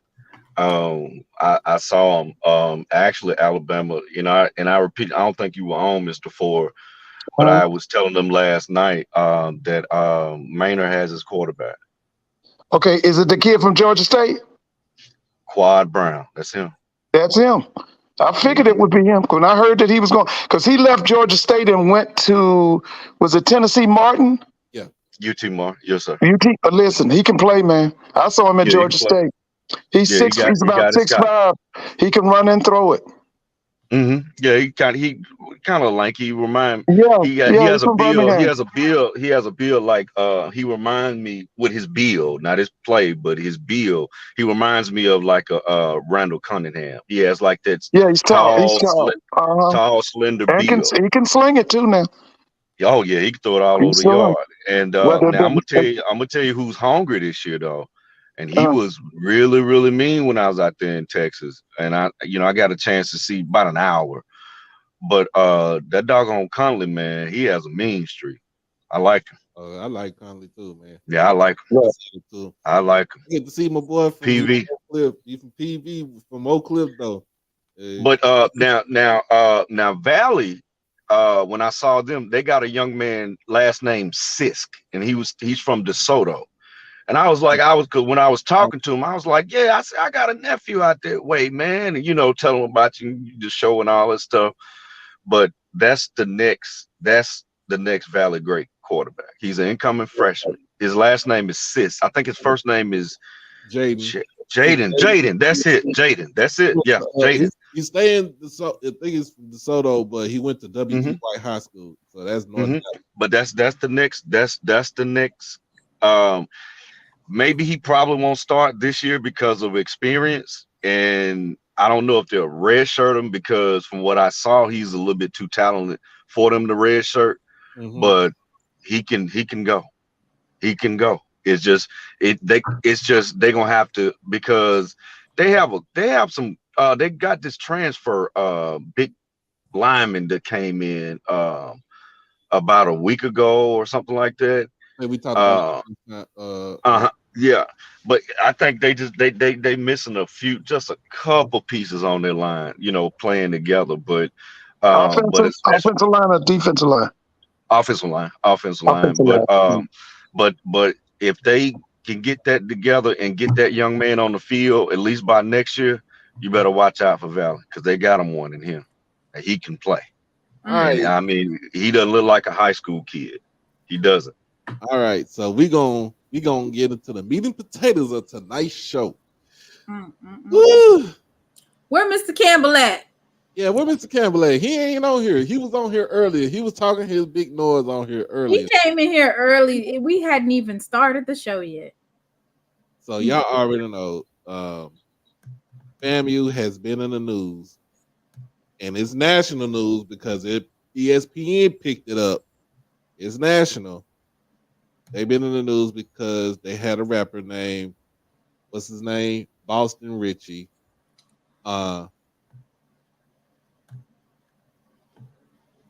He did a video inside of the locker room with FAMU gear on and had some of the players in this video.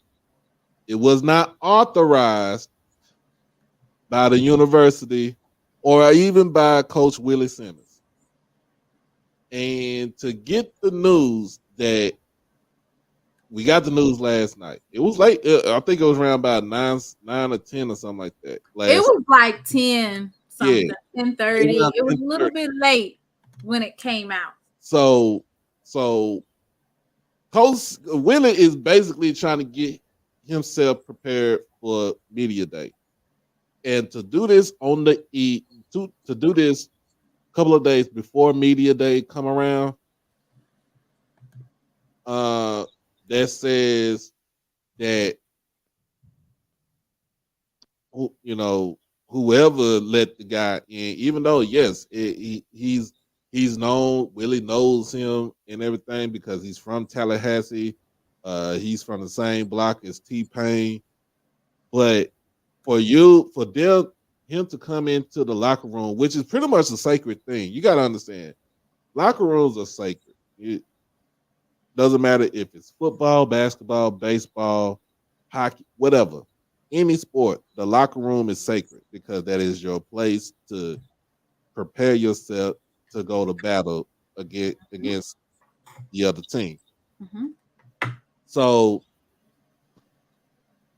the thing about this is Willie is upset. Willie upset. He's not the only one now.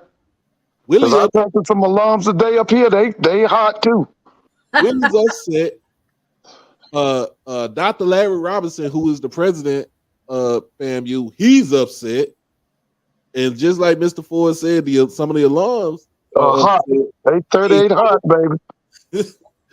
So the thing about it is Willie said, okay, you know what? We're suspending football activities right until we get to the bottom of this. I mean, let's just keep it a buck, though.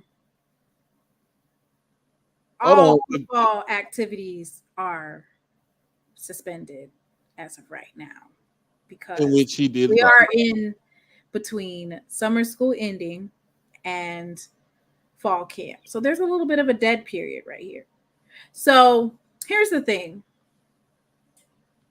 Coaches and players are at home with their families, getting ready for fall camp, which will start next week. A lot of the campuses still have facilities open for players to do their workouts, have access to gym equipment, because some students don't necessarily go home. Some of them stay on campus. So can you pull up the letter? Right. So let me get this right here before we get to the letter. Mr. Haynes, we understand that no NCAA rules were broken, but guess what? It doesn't matter because the simple fact that you're misrepresenting the brand. Like, it's always about the brand. But the key word was what you said earlier. It was unauthorized. It was unauthorized. That's the key word. It was unauthorized. So if he didn't get it, all he had to do is go ask Coach Simmons, go ask the AD Sykes, go ask even the president to just the video. Because I get the blitz part, but it's just not. It would have had to have been a seriously redacted version placed on the internet for it to even potentially be some type of video that could have been recorded. Like, it would have had to seriously been redacted. Mm-hmm. It's not a good song in any sense of the world. It just says something about a blitz. Now, playing devil's advocate here. I don't know if anybody is familiar with the Gritty. It's probably one of the most popular dances / songs that came out in the past year. And when I say in all different households of all different creeds and colors, they were all like John Morant really honed in on doing the Gritty. But if you guys actually listen to the lyrics of the Gritty, it's literally talking about murdering somebody. I'm talking about old grandpas, great grandpas, coaches from PWIs, and they're doing the Gritty. And that video, I mean, the lyrics of that video is literally talking about murder. So for me, I can understand FAMU's outrage, and I can understand the misrepresentation of the brand. What I don't like is mass media taking an opportunity to highlight these types of stories. And then when it's football season, they're quiet and mute about the SWAC and what's going on in the SWAC, or they're quiet about FAMU's accomplishments with Isaiah Land and Marquise Bell. So this has become a debacle, and it's gotten way out of hand, like way above what it should be. This particular press release was released not even maybe 1 or 2 hours after the video was released, which for PR, that is excellent timing for somebody to be able to draft this type of letter in such a short amount of time. And it basically addresses the situation, and it also has the immediate course of action that was being taken. This was probably the perfect type of PR letter, bar none, probably the best in the HBCU realm that I've seen whenever there's like some sort of debacle that happens. This particular letter, I'm a marketing major, but I also have like PR work. This is probably one of the best PR letters that I've seen, and just the timing that they let it out. So I mean, well, it's not as you. First of all, you got to try to save face, because the thing about it is, when media day comes, you don't want this to be the main topic for media day. Well, I would hope that our HBCC media SWAC Media Day is something we can control. So I would hope that HBCU podcasters and the media as HBCU, I would hope that they would be respectful enough to know that this particular story is not conducive for SWAC Media Day, and that it shouldn't hold any place in any types of conversations or recordings trying to get sound bites. Like, I think that would be kind of disrespectful for HBCUs to highlight on it when there are so many other outlets that are covering the story. You know what I'm saying? Yeah. But this is what, like I said, if you haven't read it, this is what they put out there as far as I'll read it real quick. Yeah, you go ahead and read it.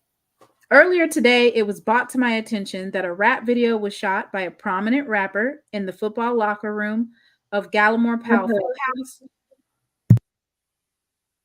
without proper authorization. The video contained graphic language that is not consistent with Florida A&M's core values, principles, and beliefs, and an internal investigation is underway to determine who authorized the use of not only the athletic facility at Gallimore Powell, but also licensed apparel that potentially violates university branding and licensing agreements.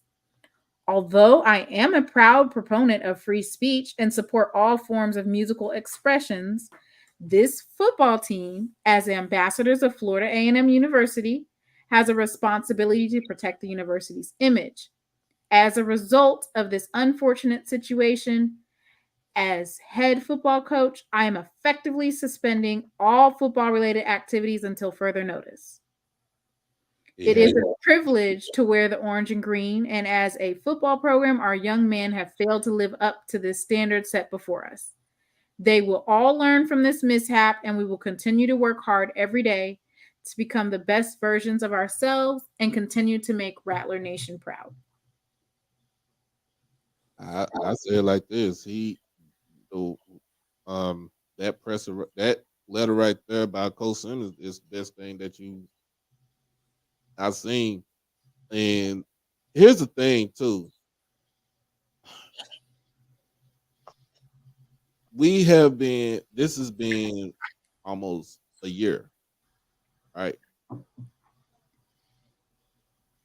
FAMU has been in the news more for negative press than for what's positive out there. Because you got to understand, remember, you had the quote unquote snake lady, when she got heated because she didn't get her diploma, her degree, because of the fact that you want to pose nude in front of the statue on campus. And what was the outcome? Like, you got your degree, you walked across the stage, but why do that? Because you feel like you want to show off your, off your sexuality. That's cool. Do that in private. Don't do it at the university. You know what I'm saying? And the second thing was the certification issue. When you had almost 30 players that were declared ineligible before the first game of the season.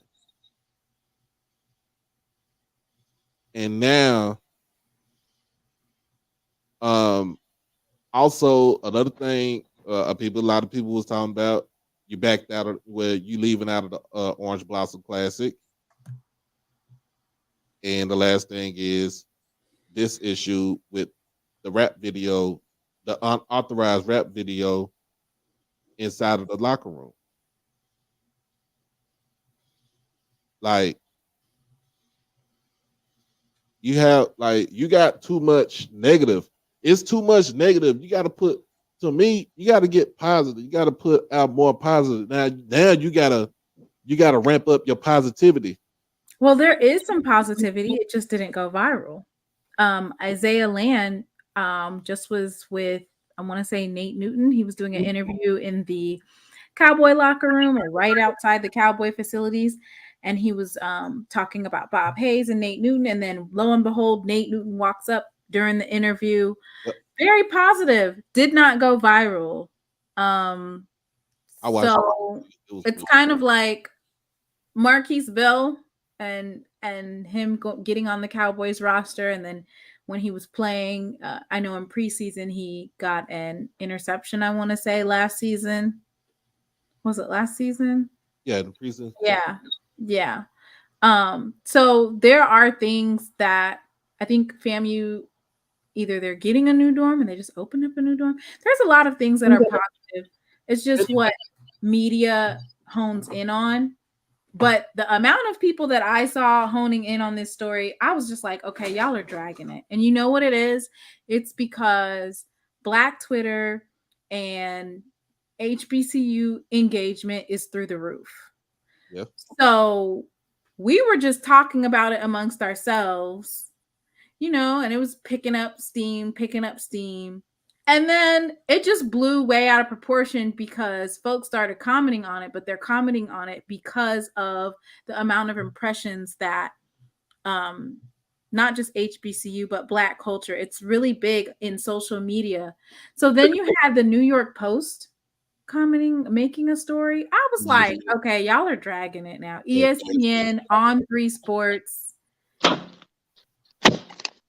Yeah, ESPN. Because that was the first thing I heard was ESPN getting a hold of the story, and then I seen Yard Talk. She was like, "That's the reason why we need to move away from ESPN." I don't think so. Those are two different entities. That's the social media side. Like, that has nothing to do with it. And ESPN is the only thing ESPN is doing is doing their job. So I don't. Oh my gosh. But I will say this: a lot of these news, like stuff that's in the news, it usually dies down at about, if it's a really big story, it usually dies down at about 7 days. For this story, I don't anticipate it unless like people keep commenting on it.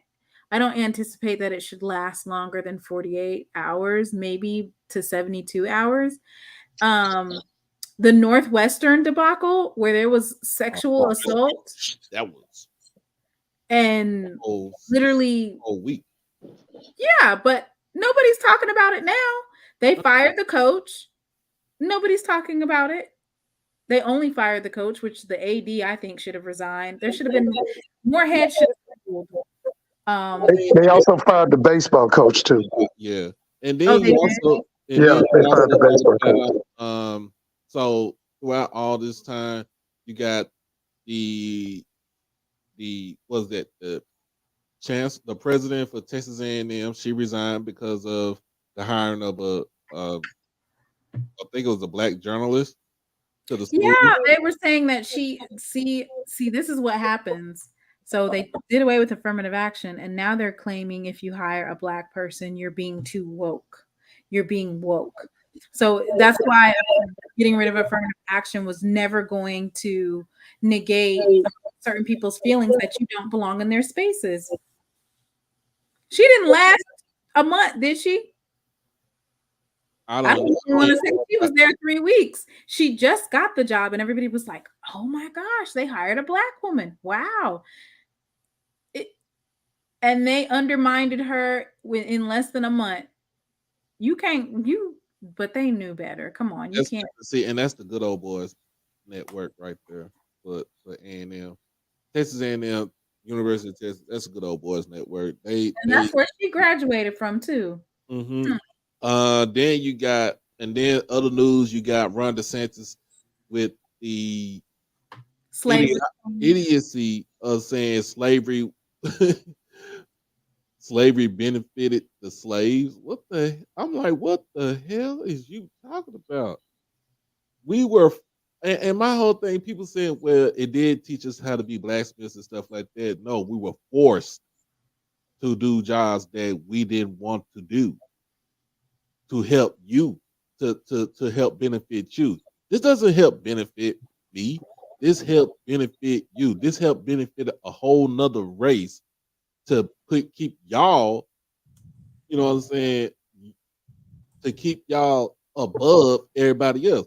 I don't, you know what? I was reading that and I got upset, and I was like, you know what? I really don't feel like cursing at Twitter right now, but I don't know. It's crazy. And then he's sending on Twitter, he's sending me ads talking about you should come vote for me. And I was damn near about I'm about to block him. I don't care about you. You're like, but how do you think this is gonna so we see all these negative things that are happening in the media, but of course they chose to focus on FAMU. So how do you think this is going to affect the season? Because we don't need any self-inflicted types of. Mr. Ford, did they say they wanted those players off the team? No, basically what they're saying, like you said earlier, it's a 48-hour cycle. They said that what FAM has to do Monday morning at 9 o'clock, reveal the findings of the investigation. If any of the paid personnel or the people working for FAM were involved, they should be fired. Any of those players should have a suspension. Right. And when you say suspension, you mean suspension from the first game, Mr. Ford? Well, I didn't ask, but they basically were saying that's up to the school, whatever they decide. And here's the thing, too. Another thing that we need to stop doing, other black publications, we need to stop doing. We need to stop sensationalizing and talking about what I was reading is saying that player scholarships were in jeopardy. No, it's not. That was by a black media outlet too, right, or someone that's purporting to be a black media outlet. Let's stop that narrative. If it was players, those scholarships not going to be affected. Basically, what's going to happen is Willie going to get on their head. He going to make them run gas. He going to get them. He going to get them the way that he wants to get them. Right, and I think that it's being blown out of proportion in the sense that, okay, so this is the thing. They're saying that it was actually something that could make them lose their licensing. Right. Yeah, that's true. That's why it's such a big thing. That's true. So this is one thing that I can compliment Coach Prime for. And some people were kind of like, he's always doing that. And he was always filming it. But you notice that Coach Prime on a regular basis, like, jammed it into these kids' heads. Don't let a moment of satisfaction ruin your lifetime. Don't make stupid decisions. He also had like media training, knowing what to do and what to not do on social media, as far as like cussing and using the N-word and getting NIL deals and you being marketable. So for me, I think that along with doing suicides and gases and doing stadiums, which they were in strength and conditioning, so that's stuff that they were doing anyway, but doing more of it, I think that a lesson, of course, that needs to be done, aside from saying you're suspended, is to do media training. Yep. Hone in on the importance of making sure you, not only FAMU's brand, this is your brand too. You are a football player and you are a representative of FAMU, but you're also representing yourself. And if you think that somebody's going to give you an NIL deal and you're over here and this is the type of vulgar music that's in the back of the videos that you're in, it's like, why would we give you an NIL deal? This isn't representative of our company. So that's the question right there. That's what I like right here. Who gave him access into the locker room? That is, so I think me personally, I don't want to name any names because I don't know any names, but I think that lower level folks knew that they probably didn't know the disgustingness of the video, and they probably didn't clear the video. But if Boston Richie says, hey, I just want to chill with your folks in the football in the locker room and chill out or whatever, Boston Richie is not new to FAMU. He's been there several times. He performed at homecoming last year, didn't he? Yeah. Right. Yeah, he let them out. He let them out.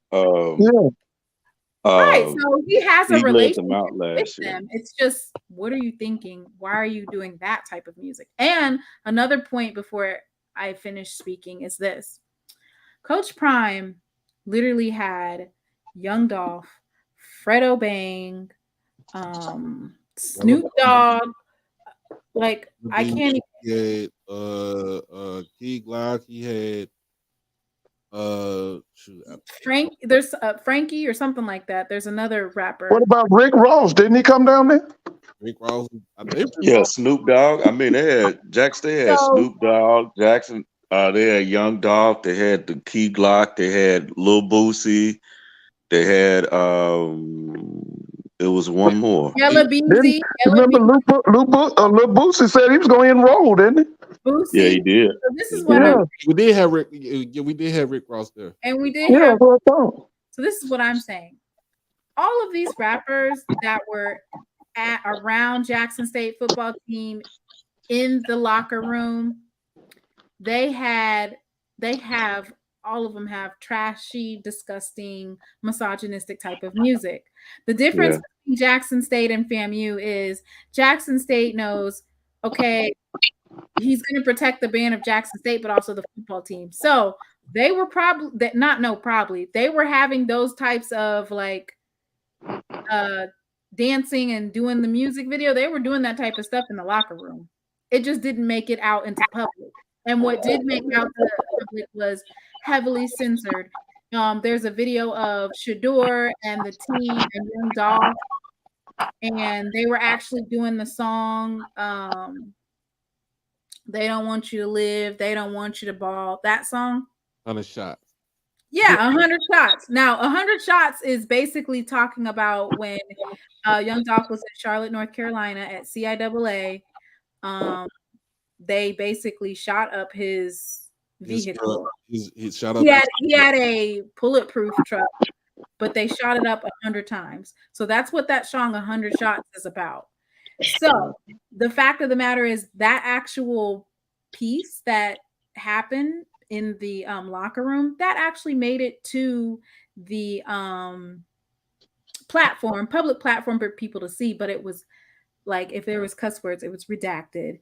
That's not a nice song. But basically what I'm saying is I don't feel like there's anything wrong with rappers going into the locker room, meeting up with kids. There's nothing wrong with that. But what is put out publicly and portrayed publicly can affect the brand. Right. The one thing I'm gonna say about this is that sorry. What I say about this is the fact that those rappers we named that was at Jackson State the last 2 years when Coach Brown was there, and even with Duke Deuce came in for the world tour with Under Armour because he's sponsored by Under Armour. They all had authorization from the university. That is the biggest difference between Jackson State and FAMU. That is the difference. Did they have authorization? When you say authorization, do you mean authorization from Coach Prime? Authorization from Coach Prime. Authorization. Do you think they asked the president do you think they asked President Hudson, can we bring Young Dolph into our locker room? I doubt that very seriously. President Hudson is my age. Of course. No, I'm saying I don't think they asked President Hudson like, hey, we're thinking about bringing Young Dolph here. I doubt that. I know some presidents when Dr. Lyons was there. He used to ride on campus. Some of the music I don't think that Prime had authorization to bring Young Dolph into the thing, but then maybe so. But it's still the whole thing about it is this. In some sort of fashion, even if it didn't go through with the president, the athletic director has final say on anything that has something to do with, like, at the stadium or something like that. You go to A.D. Robinson. All Prime had to do is just ask Ashley and say, hey, can we bring such and such? Can we bring such and such up in the locker room? Can we bring such and such on the field? Can we do this? Can we do that? It was a collaboration right there. What I'm saying is it was authorized. It was thought out. It was planned. That's what I'm saying. Right. With this situation, this was not planned. And whoever brought him in there to go into the locker room.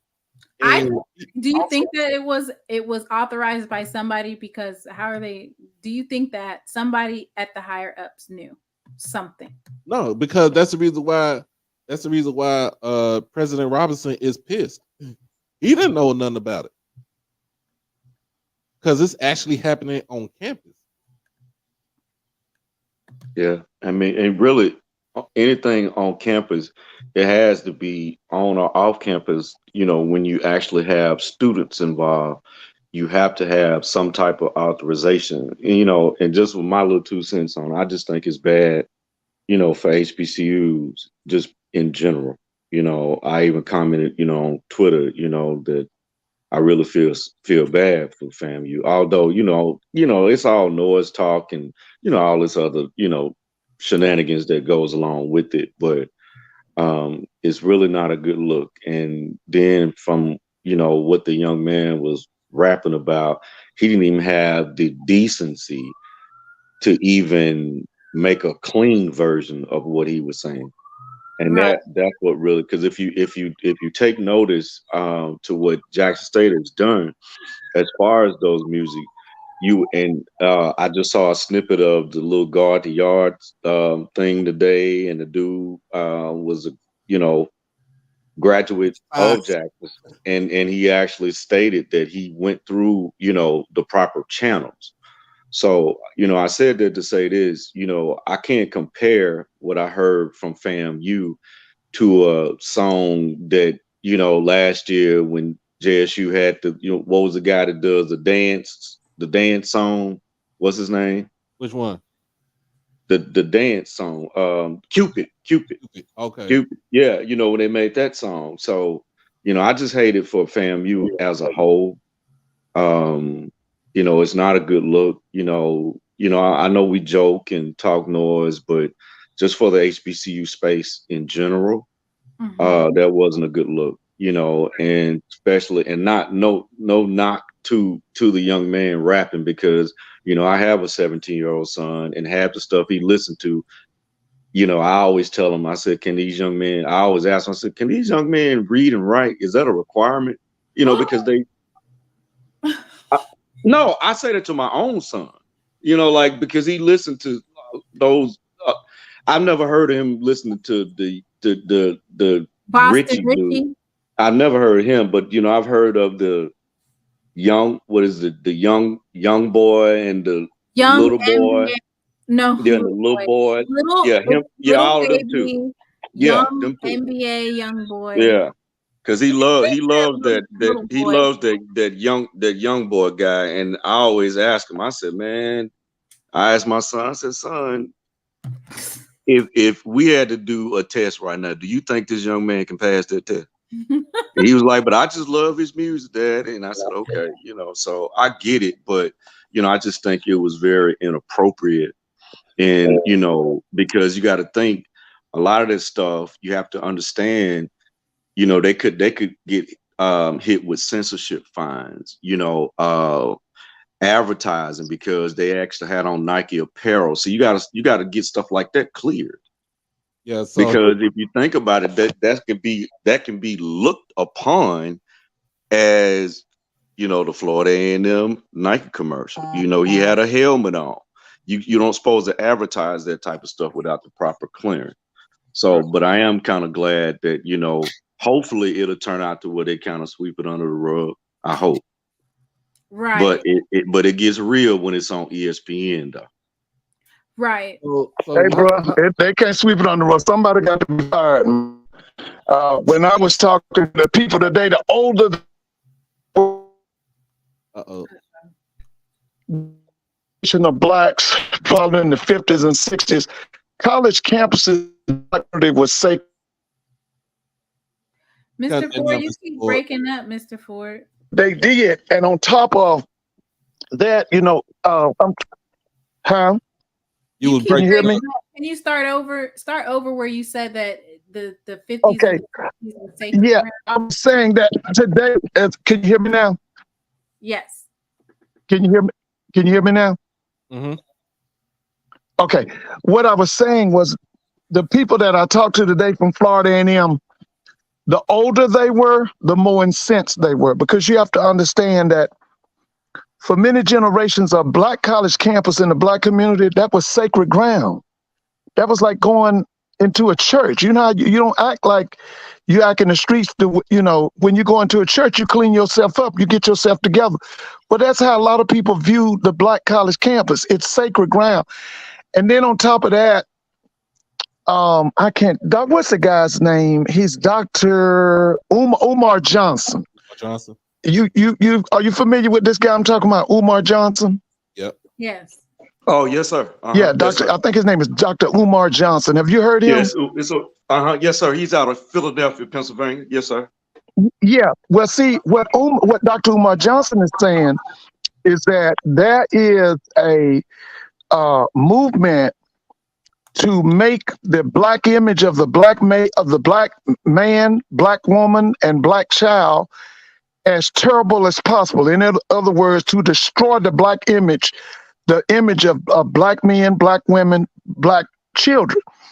And so when you look at that video, that was, to me, it was self-destructive. I mean, the things, I didn't know this guy, I'd never heard of him. But Mr. Mona, I did listen to the words. It was awful. Mm-hmm. And then I did a little research on him. And one of the things they've talked about him was that in a previous song, he glorified incest. So for those people who say that, you know, why everybody tripping, I don't know what to say. If you don't understand what them guys did in that field house, if you don't understand that, I ain't nothing I can say. There's nothing I can say. Yeah, I mean, but like I said, I mean that. So what do you think should happen? What do you think should happen, Mr. Ford? Like, what do you think should happen? Yeah, like I said, now what the FAMU people up here want, they want a press conference Friday I'm sorry, not Friday. Monday morning, 9 o'clock, they want a press conference. They want the investigation to disclose how did this happen? How did he get access? What has been done to the people who gave him access? And what has been done to the players who were involved? What's going to be done to make sure this never happens again? That's what I was told today. They want this dealt with immediately. Oh wow. Oh man. Yeah, Well, like I said, the older they were today, the more pissed off they were. When the older alumni say something, you already know what's up. Like there was at least 15 players, at least a minimum of 15 players in that video. So when we talk about self-inflicted and bad timing, like this could not be at a more worse time to possibly suspend some students that they miss their first game, and this first game is their biggest game of the season. Well, yeah. To comment on with EA saying he said that this crap been going on for years with rap music, and we acting like this is shocking. No, it's not that we're acting like it's shocking. The thing about it is, it was done in the most inappropriate space. Yeah, it was done with bad character, and it was also done because you can actually, so you got to think now, you have to think like a business mind. I mean, think about it this way. You know, you have rules and regulations, but at the end of the day, I mean, those are major brands that are involved. I mean, this is a pilot school for an HBCU that is the first to wear the LeBron James cleat. They're the first. They're the pilot school for that. So that says a lot. You know, that's just like saying, okay, we the first school since Reconstruction to represent a major brand like that. So no, it's not anything that we got to look over. And I understand what you're saying, EA, because it is true. You know, the rap music and stuff like that, it does go on because that is a part of, you know, I call them young blood, the young bloods, you know, culture, which is part of our culture. But the thing about it was because it was done in such poor taste. Right. And then I like that Brandy pointed out, like, Black colleges and universities don't necessarily need rappers to be performing at halftime or performing. Like, our bands are enough for our like entertainment and stuff like that. But Mr. Walker, what do you think that they should do in response to this? It's kind of like with the Northwestern situation where it was an absolutely disgusting debacle. There's allegations of sexual assault, abuse, racism. They fired the head coach of the football team, and they said that they fired the baseball coach. So that means that those were basically the proverbial sacrificial lambs for this debacle, and it's went away. Like, they're not really talking about it, even though Moorhead should have rolled. In my opinion, the AD should be fired and a whole bunch of other people. So for me, lower level staff is going to have to be fired, whether it's like operations over apparel or whoever's over like the who's ever over the helmets and the apparel, because they would have had to have keys to get the helmets, right? Right. Go in there and get, so they'll have to fire somebody like that. But coach has already lost 2 coaches right before the first game of the season. Well, that happened last year too. That happened last year. Yeah. Well, to answer your question, you know, of course, pretty much a lot of people know what I do in corporate America. You know, that's one of those calls that, you know, when we going into the room, you know, you have to make those calls. You know, there's going to be some termination, and, you know, I hate that. I really hate it. And I'm going to tell you why. Let me explain myself. I hate it because, number one, I hate it when our people lose jobs. Number one. Number two is I always hold us to our culture to higher standards, because the HBCU space, in my mind and in my heart, most of all, is a very powerful space to come from. Right. So Mr. Mona, to answer your question, there's going to be some terminations, and then also what I'm hoping for, I'm really hoping that LeBron's team don't retract that because all those contracts, they're year to year, but they're also at will, because when they sponsor you, you're really like an employee of that company. So those are some of the tangible things that I can see happening. And because it's just the look. The only thing that I don't like about that is the over policing, the respectability politics that are attached to when Black people make mistakes, or when something happens in the Black community, is this over policing of Black bodies. And what I mean by that is that something that these students are doing, you can go on to some of the PWIs, and they have like Gucci Man in the song, Gucci Man in the background talking about cocaine, and they're dancing. Or like I just pointed out, the Gritty, which basically is a song about murdering somebody, and they're over there doing the Gritty and having fun. So that's the only thing that I don't like, is the over policing of Black bodies. That's American history. The Black community is always going to be over policed. You're going to always have more policemen in the Black community.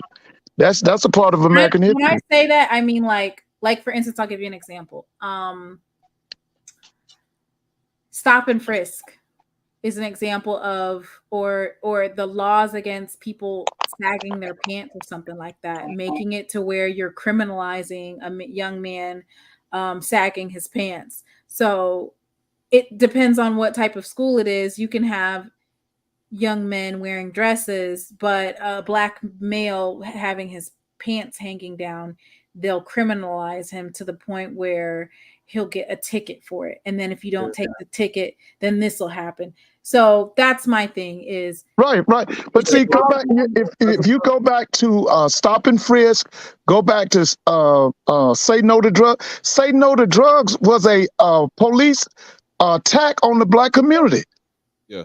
The Stop and Frisk, that was an attack on the Black community. That started with the first guy was named Ed Koch. He was the mayor of New York. Yeah. From Ed Koch, it went to Giuliani. From Giuliani, it went to Michael Bloomberg. All that was an attack on Black America. Now, what happened was, I don't know if you remember this guy, James Blake. He was a tennis star. Do y'all remember him? I remember him. I know you're talking about. Yeah, James you remember Blake, the policeman? He was standing in front of the Hilton, was it the Hilton? He was standing in front of, and the police came up and just attacked him.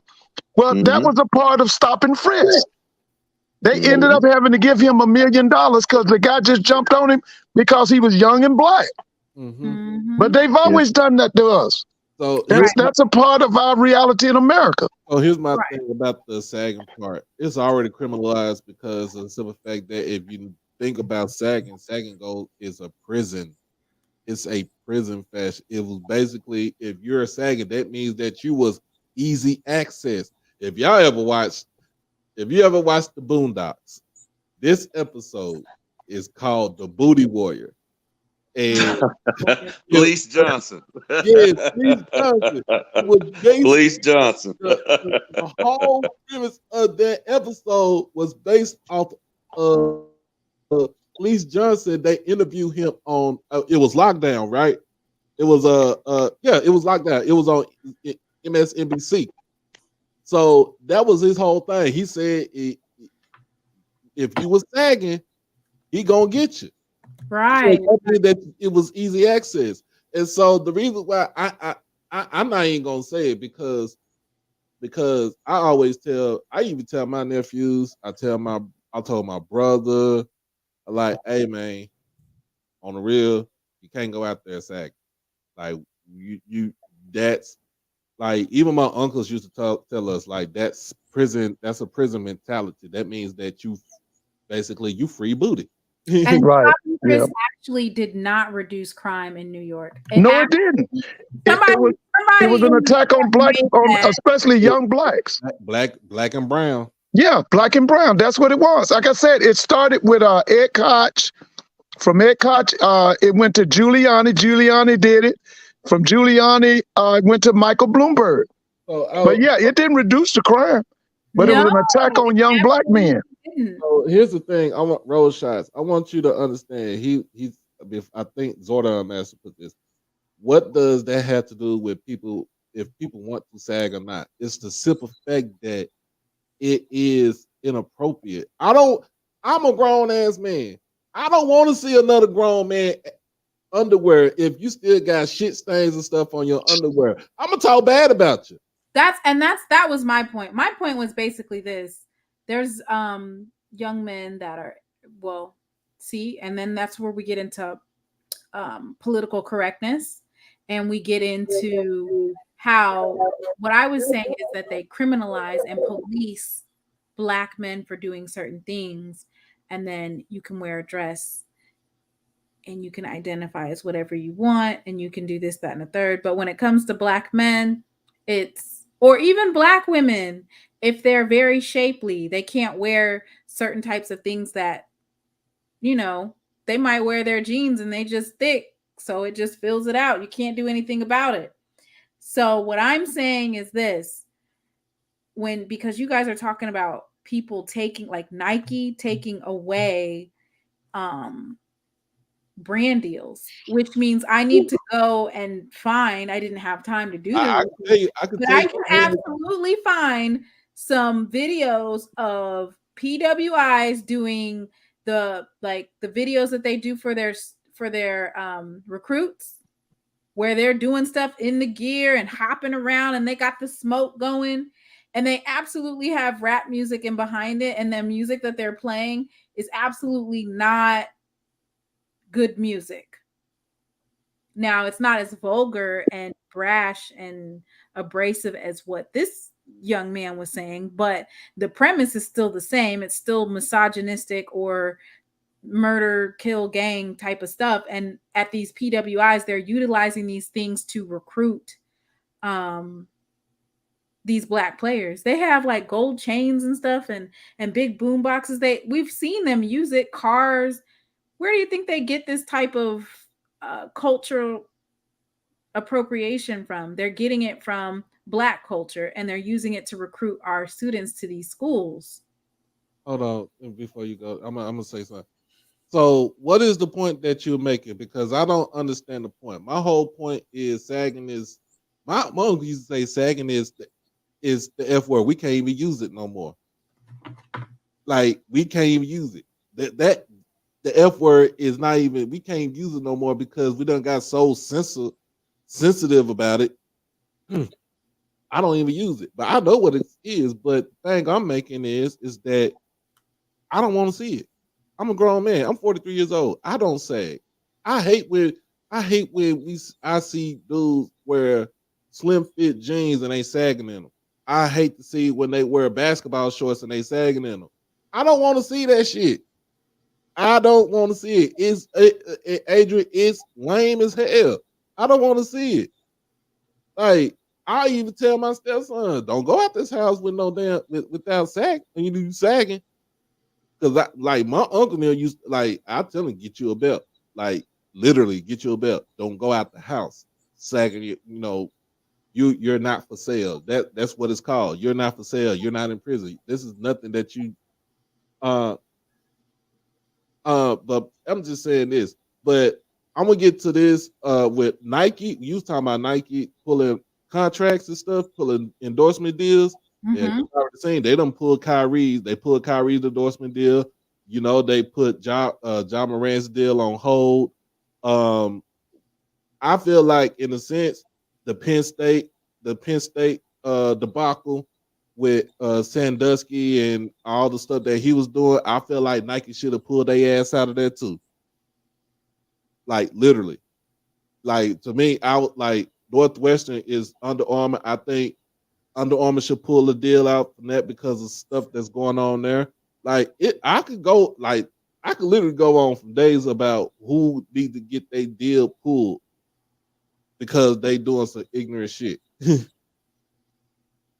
Right. Like, come on now.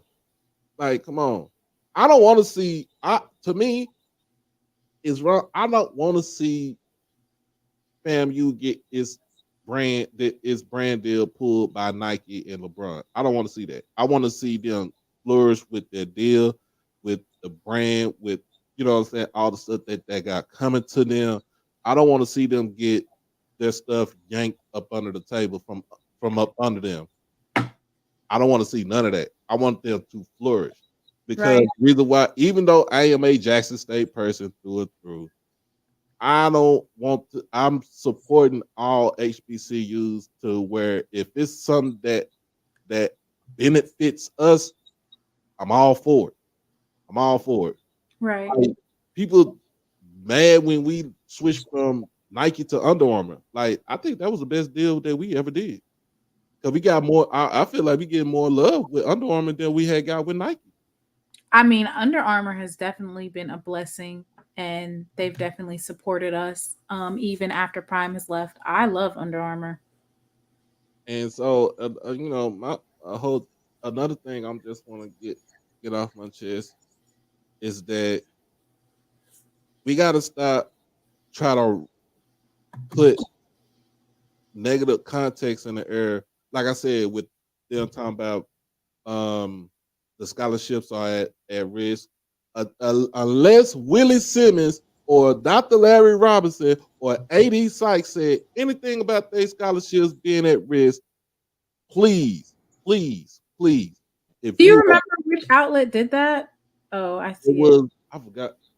I got it. I'm gonna pull it up. Fake news, and that's actually scary. We don't actually know if this person that's behind this YouTube is actually a Black person. That's one thing. There's a lot of Twitter pages that report on Black culture, Black news, and behind them is somebody of a different type of ethnicity. So if this is Black Millionaires, it says historically Black college FAMU has suspended all football operations after rising Florida rapper Boston Richie filmed a music video in their locker room. All of the football players' scholarships are now in jeopardy. Why would all of the football players' stuff be in jeopardy? It should be in jeopardy. It had nothing to do with it. Right. I don't think like all of them wouldn't be in jeopardy, just the young men that are in the actual shoot. Which apparently somebody in the chat said that there was four or five students that were in the video and the rest were part of Boston Richie's crew. So hold on. Let me address this right here. Does it matter the color of image is negative? Yes, it does. It fully does. Apparently there was only 5. There was less than 10 students that were actually in that video. And I'm gonna tell you like this. I know a lot of people when I'm at work, y'all. It's a lot of people that come in like they want to shoot videos, especially like in my shop, and I always tell them, you can't because one, my shop is basically it's leased through Macy's. I'm a Liz employee, but it's leased through the shop where I work at is leased through Macy's. So it would be inappropriate if somebody came in and did a video in my shop and I didn't get authorization from Macy's or I didn't get authorization from Liz or they didn't come in get it, you know what I'm saying, get it authorized for me because I'm the person that works in there and I'm the one that run, you know, that manages that shop. So I always used to tell them like, no, you can't do it. Now, if it was my own store or like by itself, I'm not, you know what I'm saying? I wouldn't mind because that's really free publicity for me. But I've seen a lot of people like that. It just, hey, can we come shoot a video on your? No, sir. And I give you $100. I give you $200. What they gonna do for me? Only thing they're gonna do is put food in my house, and all my and the boys in my house gonna eat it all up. It ain't gonna do nothing for me. So Well, all we can hope for is because somebody asked the question, is it possible the approval was given, but the song was not vetted nor reviewed before release? We're just gonna hope that if Boston Richie did get approval, or there's a text message floating around where he asked somebody and they said, yeah, that's cool. We're gonna hope that as a rapper, he goes with the no snitch policy and he just doesn't say anything. Because otherwise, there could be some folks getting into some big trouble. I will say that due to the ESPN or all of these outlets coming out about it, it did actually make his music video go viral. it sure did. So I'm wondering, it almost has 300,000. It basically gets 6,000 views per hour. His new Send a Blitz video. So I'm wondering if they're going to be able to get him to take it down after he's gotten almost 300,000 views in less than a day. In less than getting benefited from that. Yeah, and I'm making another comment on what Mr. Ford was speaking about earlier. We also have to understand that although there was a statement came out on Twitter about the incident, and the actual college president actually stated that, basically alluded to this, saying that they were going to handle everything in-house. But there's a but to this. Like Mr. Ford stated, you still have to report to the powers to be. And that's when it comes down, like he was stating, like the graduates, 60s, 70s, 80s, those are the, most of the time, those are the donors that actually control. It's just like you having a board of directors, although that's not their official title, but they run the school. Right. And you have to answer to them. So it's not the fact that we're cheering on, stating we want something bad to happen to FAMU. I would never cheer no mess on like that. Right. Because number one, that's an HBCU that I'm not a product of that school, but right. I'm a product of the HBCU culture. Right. And what we have to understand is it's basically set up just like corporate America, whether you like that statement I just made or not. Those are facts, because most HBCUs are 60% of the time, those are state funded schools. Now, that's a whole nother argument, whether they give the money to us or not. We already know the answers to that. But at the end of the day, you still have people like DeSantis that you have to deal with. So this is not something that can be swept up under the rug. And no, we're not bashing them. If anything, right now, we need to be uplifting FAMU. Right. Because they already went through the rigmarole with the young lady. Although, yeah, I did the little SWAC hotline and we joke and all that stuff just for banter, laughs, shits and giggles. Okay. But at the end of the day, you still have to, it's kind of like this. You got a toddler running around in your house, right? And then they pull a plate off the counter. And then you clean it up. And then a couple of days later, they go back and pull the plate off the counter again. after a while, it's time for this stuff to stop. Right.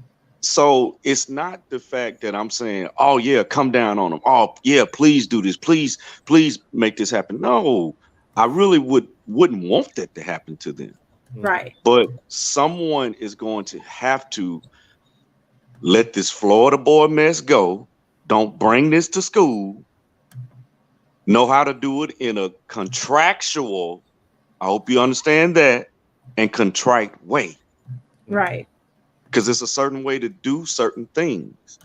Now, I mean, I would be remiss to say that these kids can't listen to the hip hop and make videos, because hell, that's all what they do with the TikTok and the Snap Rap, whatever all that stuff is. Y'all know what I'm talking about.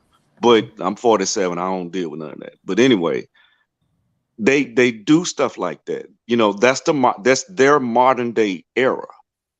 But at the end of the day, it has to be trained, taught, and executed.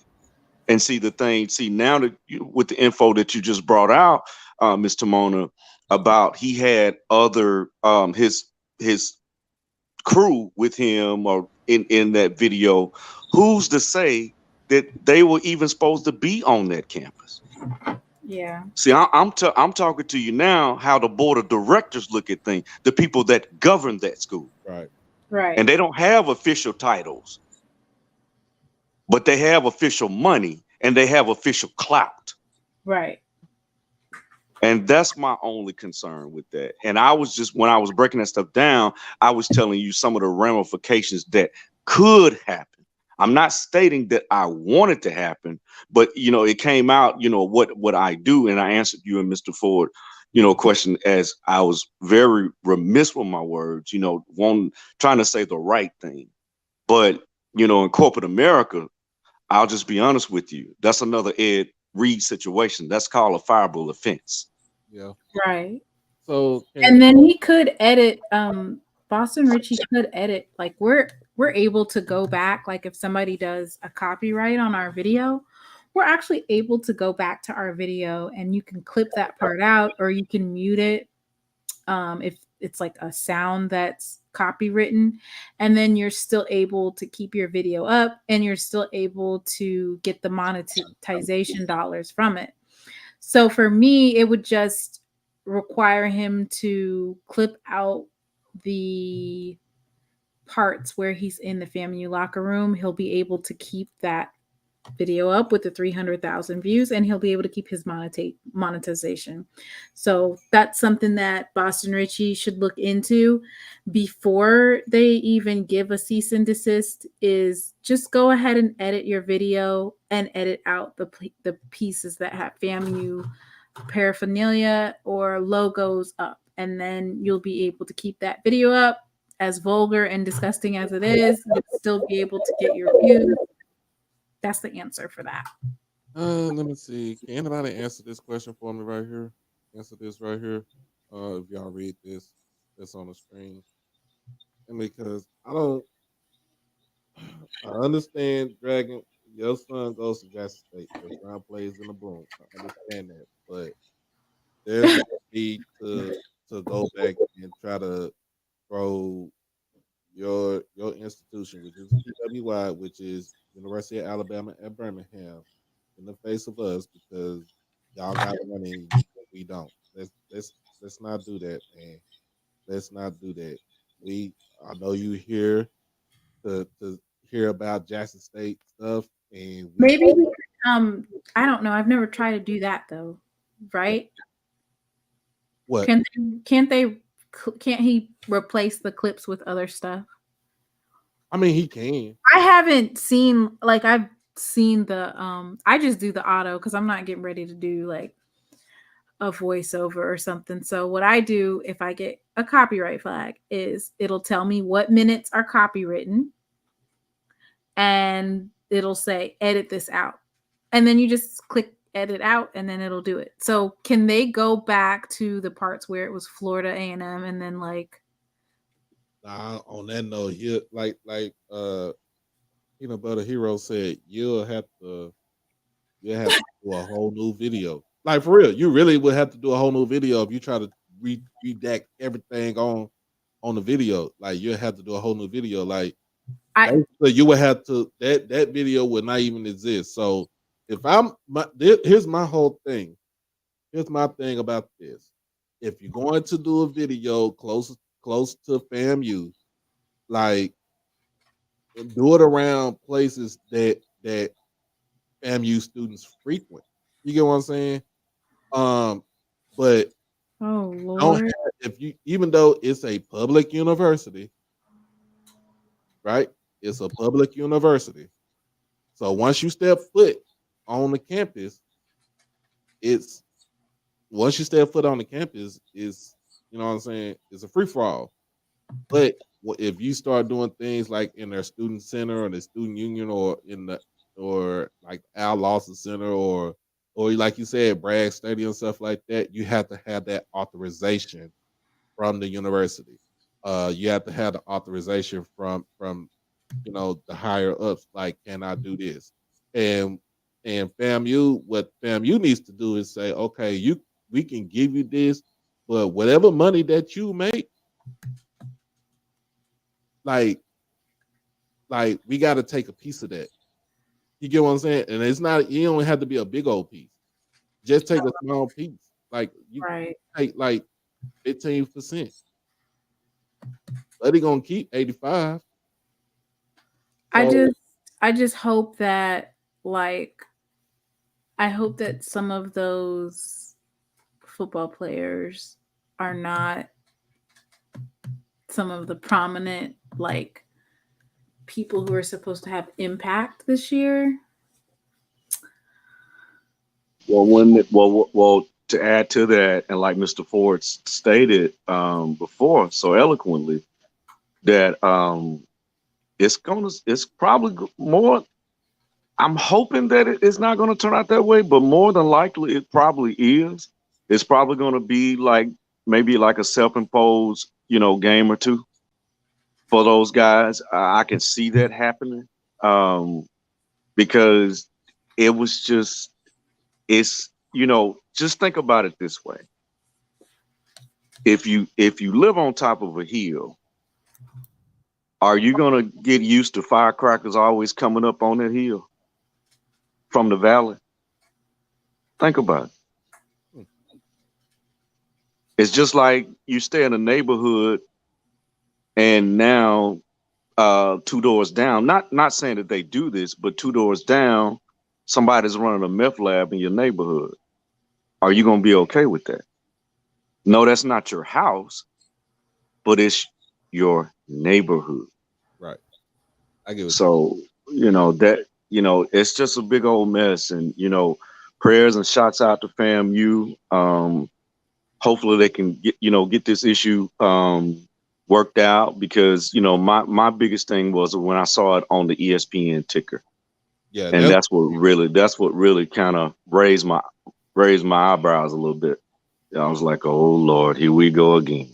So another thing too, with this is that hopefully other HBCUs are looking at this and taking this into account and making sure that they do necessary precautions if rappers or and the answer, I don't mean to cut you out, the answers, Jordan, yeah, I think this will qualify as self-inflicted. I needed that laugh because I'm kind of stressed out a little bit for FAMU, but yeah, that would be the actual definition of self-inflicted, as opposed to Coach Willie Simmons. That's the definition of self-inflicted. Coach Simmons has been doing a good job this off season without no kind of distractions or anything like that. He want to make sure that his players are certified. He did what he's doing what he's supposed to do. He recruited, real good as far as getting players to come in there. And now you end up with this situation right here. And it's sometimes I feel what I'm looking at it is like he can't catch a break. Like your football team can't catch a break.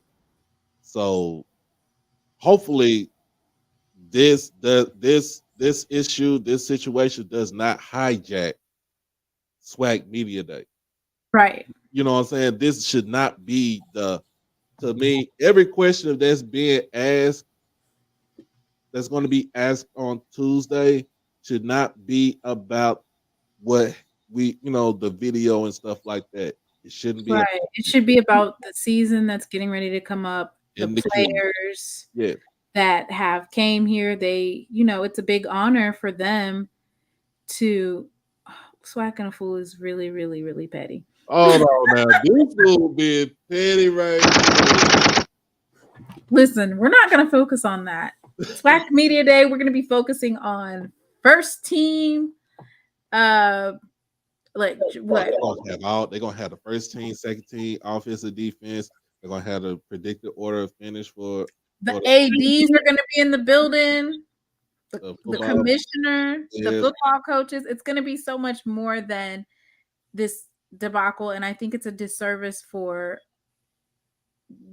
HBCU media outlets to cover it. Like, move on. They've said that they're going to handle the investigation. At this point in time, it's under investigation. Okay. Everything else we won't be talking about that. So let's move on. So I got a couple of shout outs. Israel Carey sent $25. Shout out to Israel. And Miss Rebecca Wilson with the $50 donation, and we appreciate it. Yeah. Oh, Mr. Theron Waters, aka HBCU Band Talk, with the $20 donation. And like I said, Mr. Allen with his $100 donation for SWAC Media Day. So we're still taking donations right now, and if you feel generous, go ahead, open up that pocketbook. I ain't gonna sound like no preacher. Oh no, not the preacher. Oh man, I ain't gonna sound like no preacher. Mr. Ford, you still there? Yeah, I'm still here. Okay, I ain't know because it past bedtime. We ain't. Yeah, you right. Mr. Ford, you make sure you send in those questions before Tuesday because we are going full stream ahead. Okay, and I was told by the FAMU people today that the commissioner comes to Atlanta on a regular basis. Oh. I didn't know that because he's in Birmingham. Yeah, and Doc, we talked about how close Birmingham is to Atlanta. Supposedly, he's over here a lot. Yeah. Oh well, maybe y'all can sit down for lunch. Yeah, that's what we don't wish that on you guys, Mr. Dion. If you actually listen to the show, we're actually trying to defend FAMU because we are an HBCU culture. So, so no, we don't. This wasn't petty time. This was like this is realness, right? No, this is realness. Hold on, yeah, hold on, Mr. Allen. I'm gonna pass the plate for the building fund. You gotta put the sign up. What sign? The thing that I have down there with our information on it. Oh my bad. Okay, now pass the plate. Pass the plate for the building fund. Pass it.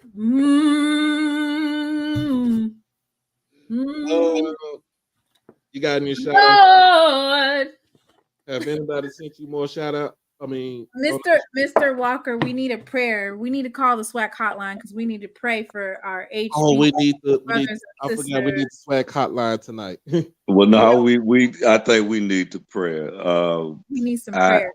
Yeah, well, Father God in heaven, we come to you with humble hearts, open minds, and open spirits, Father God. Father God, we're praying for our culture, Father God, to move forward, Father God.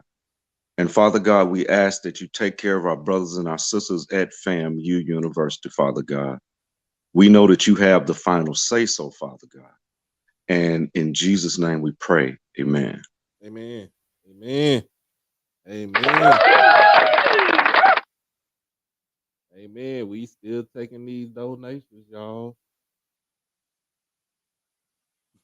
All right, now he said it ain't gonna work. FAMU by 30. Come on now. We just gave you a word of prayer. Now we'll take that. We can retract that back if we want to. Oh, my mom on the live. You on mute. don't. Mama Smith said amen. Amen. My mom is at convocation, AME convocation over at Paul Quinn this weekend. So she been there since, was it Wednesday? Yeah, Wednesday afternoon. So one of the things that I'm most excited about SWAC Media Day is Coach Maynor. You know, a lot of these coaches, they kind of lost their banter identity with Prime coming in. It was all, you know, I'll be quiet, but when he leave, I'll be talking again. So I am excited to see all the talking again, because you know it's been real quiet these past couple seasons. It's not been too much talking, but now I think they're gonna let loose a little bit more. Yeah, I think it's gonna be. That's another person I really want to interview. Is Coach Maynor, because like he's literally charismatic. You know what I'm saying? He got some lines for you, but I just feel like if you humble him if you beat him and you humble him, he ain't gonna say nothing. Remember, it took him a whole year for him to say anything. He didn't say nothing last season.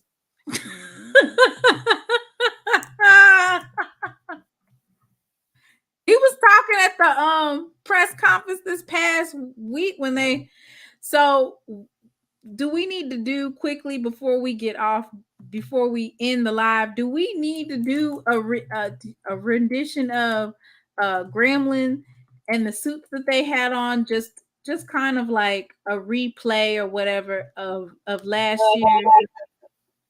Some of the things that went down last year. The fashion show that they had. I mean, they were talking about it last year about SWAC Media Day. And that's why I was telling you, like, when you come to SWAC Media Day, don't be half stepping, because you'll get caught out there. Mm-hmm. It turned into a red carpet fashion show. And so I'm gonna see if I can find that picture that they had for I don't see it. I know that Shador was dressed to the nines. Yep.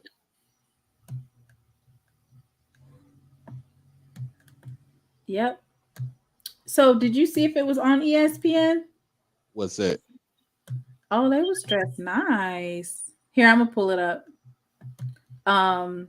She said pull up that photo. No. Which photo? Talking about Grambling. That was dressed nice. Oh, wait. Yeah. That was a SWAC Media Day. Yeah, it was Valley last season. That looked very, very well put together. Okay. Yeah, that was Caleb Johnson to your left, and I forgot who was that to his right. That looked very nice. Yep. I'm gonna pull up. I'm gonna pull up some more pictures, y'all.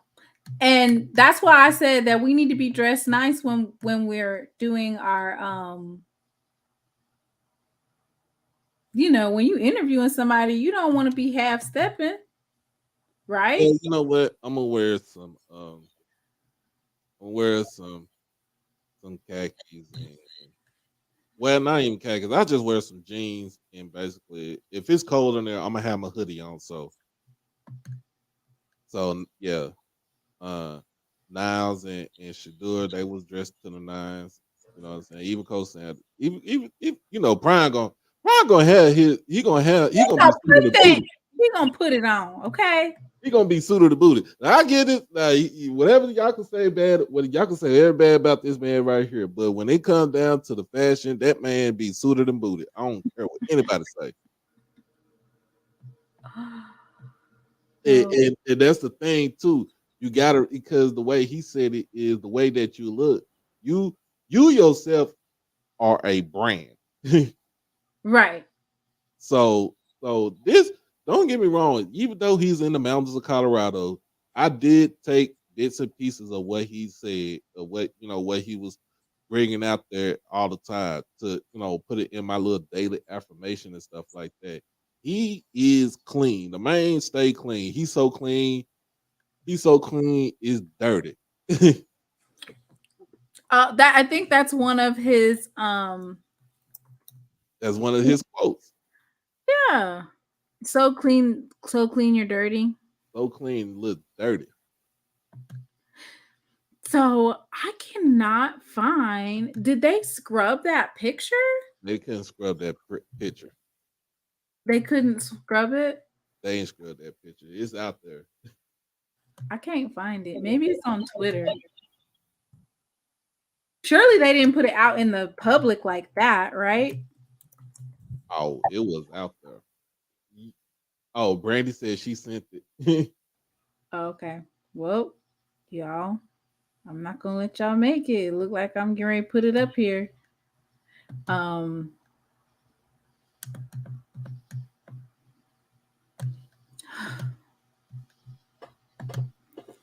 Are these it? Yep, the mariachi band.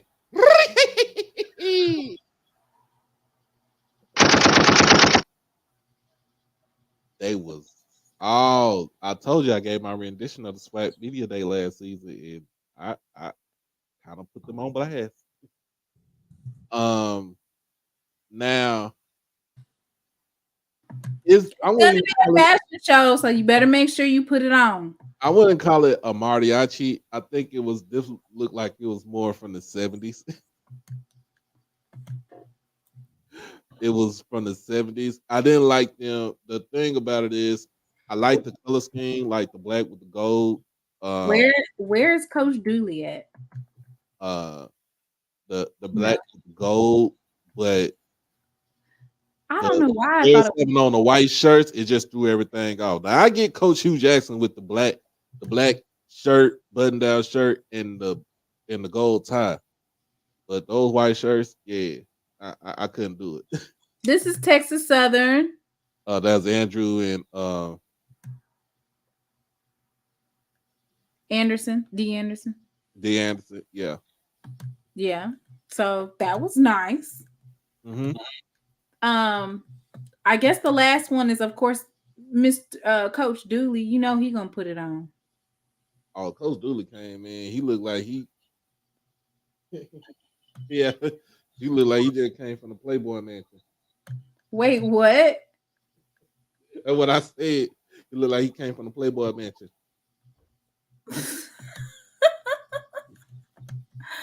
All he was missing was a smoker jacket. That was it. Oh Lord.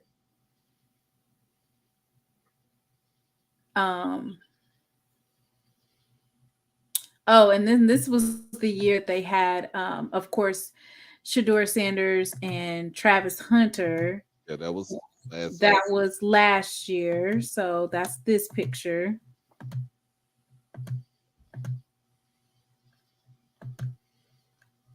And then let me see if I can find Coach Dooley.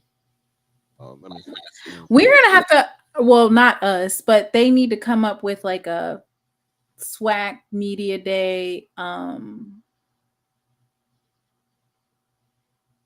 SWAC Media Day hashtag or something so that people are able to find. Okay, we got Coach Eddie Robinson up in here. It was just simple. Huh? It was simple. Yeah. That is, go back. That's Demetrius Davis right here. Mm-hmm. And that's what this one is right here. And then that is AD Cable, who was another young progressive athletic director in HBCU land. Okay. I'm glad you know all their names. So that was Alabama State checking in. And then Coach Dooley and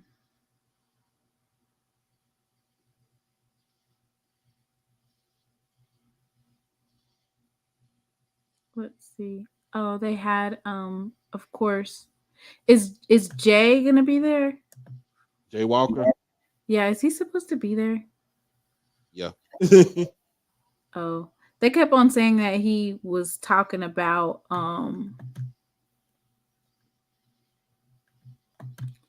that he was talking about when he was a quarterback at Howard, and nobody cares to hear about that during SWAC. Oh yeah, nobody really didn't care. Not that they didn't care, but they don't want to hear about that during SWAC Media Day. So that's I think one of these guys is that's Dooley, and I think one of them. Hold on. One of them should be. It's not Dumas, but if Adrian, you in here, who's those two dudes with Coach Dooley?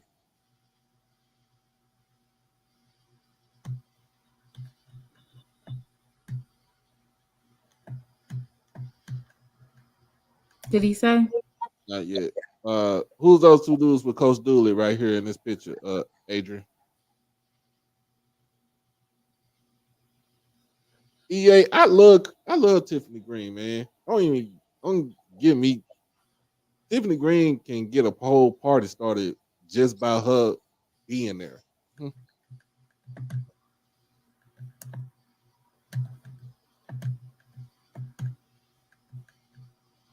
That's Coach Maynard.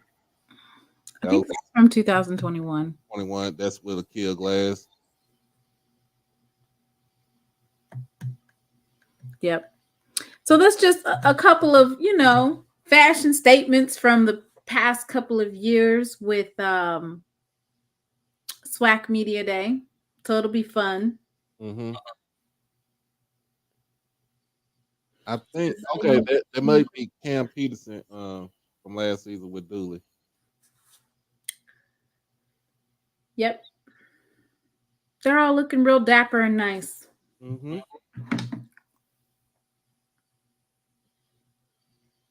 All right.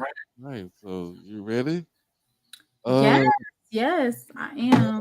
We are doing our last. Anybody want to do one last round of donation giving? Go right ahead before we roll up out of here.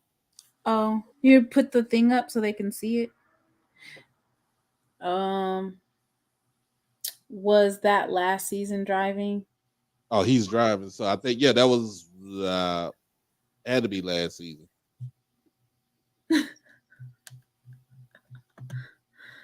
Do you know if the pregame show is going to be in attendance? Hell no. How do you know? He ain't gonna be in the attendance. That man is Colorado out all throughout the whole. Don't get me wrong. He was at something recently. I don't know. He was very, very recently. He was at one of the events covering TC Taylor, but I think it was. I'm pretty sure Charles Bishop would probably more than likely be in attendance. I think. Yeah. I'm not gonna. Don't quote me, but I think that Charles Bishop will be more than likely in attendance because it's still SWAC Media Day.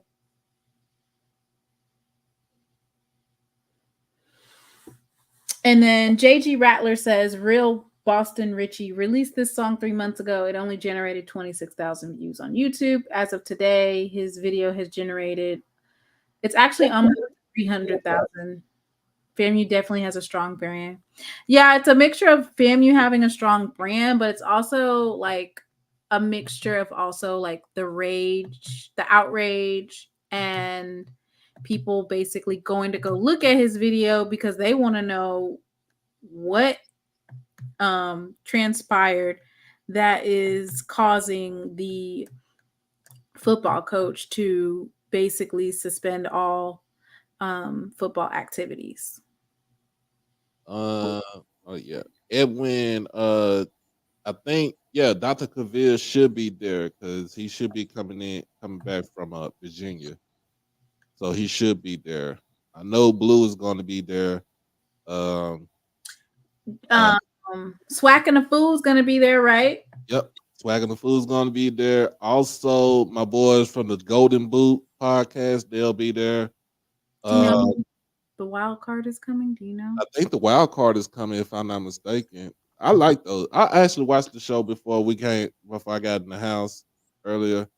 They have some things. They have some good things to talk about. So y'all need to go over there to the wild card.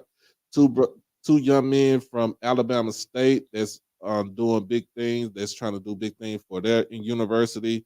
So y'all could go over there trying to help them out. Let's get them to 1,000 subscribers. So um, just as we do with everybody, even with the Golden Boot podcast, we can get them to 1,000 subscribers. And I like their content because my boy Pooh Bear, he be coming in with the funniness, and then my boy Ant, we call him Petty Murphy.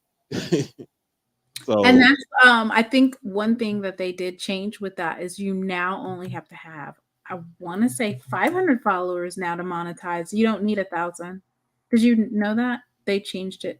If they change it, I'm mad. But then again, they did change it. It's only 500 followers. I should have waited then. But then again, I wouldn't even. You're almost at 2,000 now. I'm almost at 2,000. I'm almost 600 on my donation. Right.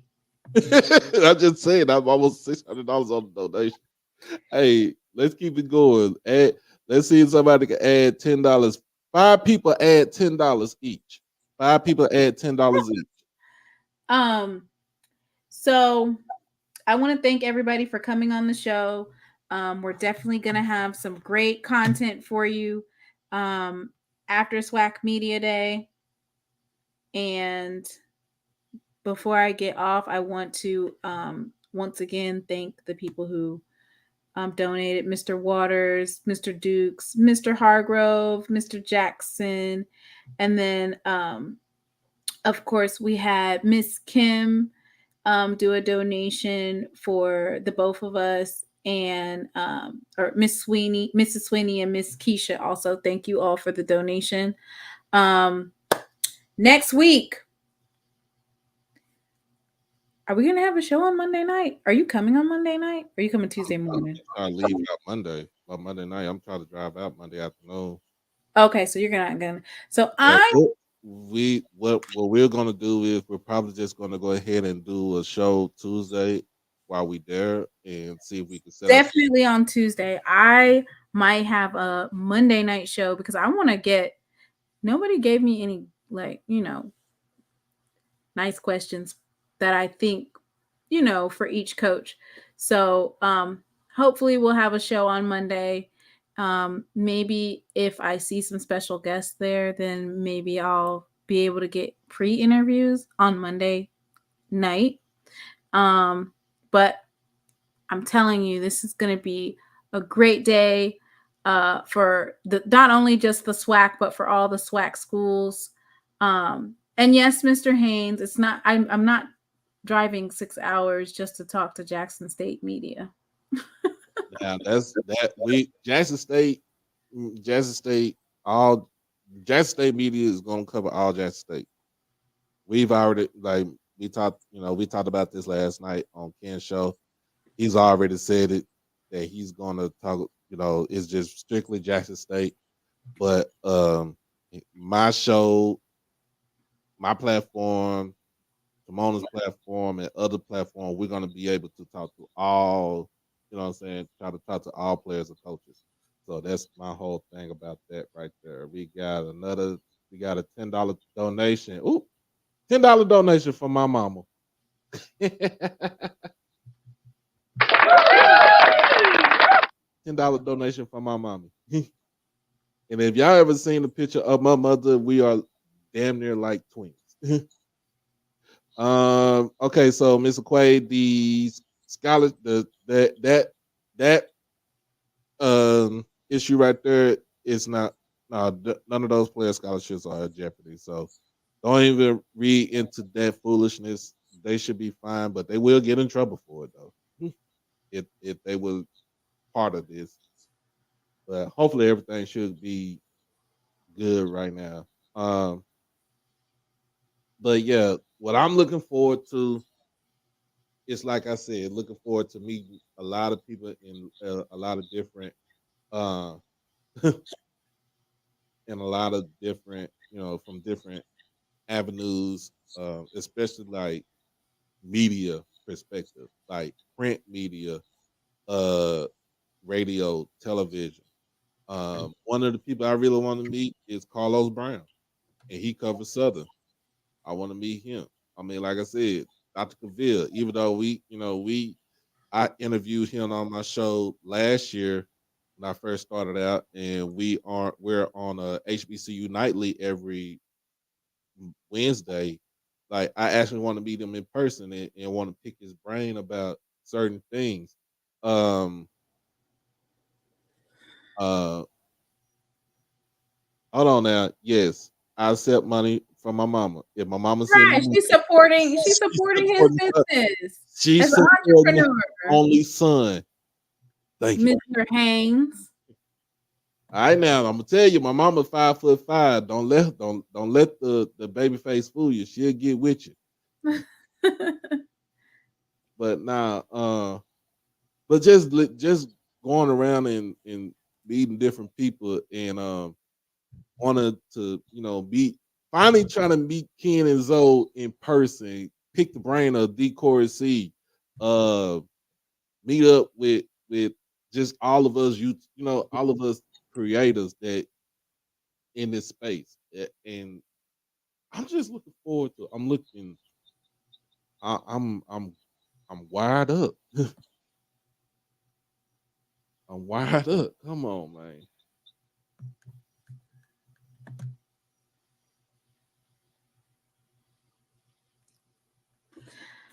All right, y'all. Well, thank you for a great show. Love the topics, love the show. And we will see you guys back on Tuesday. Tuesday. So it's the first time we'll actually do a show together on a weekday instead of a weekend. Right. And then we're gonna go ahead and, like I said, we're gonna go ahead and start doing a midday show on a midweek show to get perspective about different players and stuff like that. Right. Hold So on now. that'll probably be like Tuesday during lunch. Yes, because I'm usually off on Tuesdays. Cool.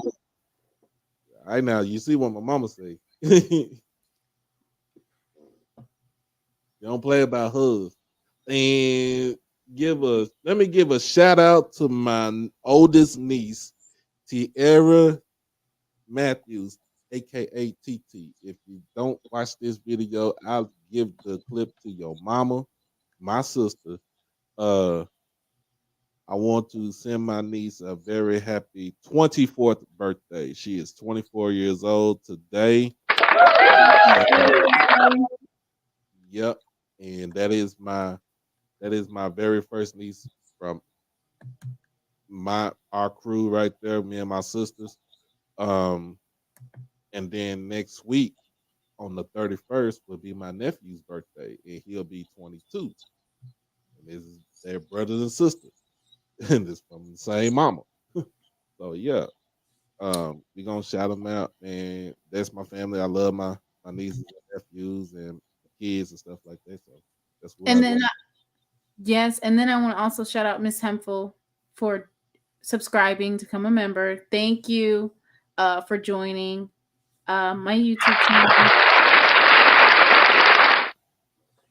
And we will see you on Tuesday. Good night. All right. Y'all have a good one. Be blessed. Stay safe and stay dangerous. We'll see you Tuesday. Peace.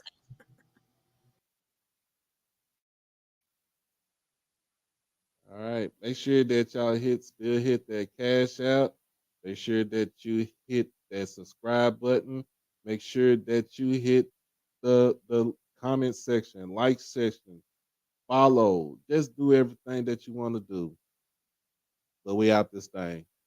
Hopefully, I might do a special show tomorrow to continue doing donations as far as getting up there. Um, we close to the goal, y'all. We close to the goal. But again, like I said, y'all be blessed. Y'all stay safe and y'all stay dangerous. Be out this thing. Peace.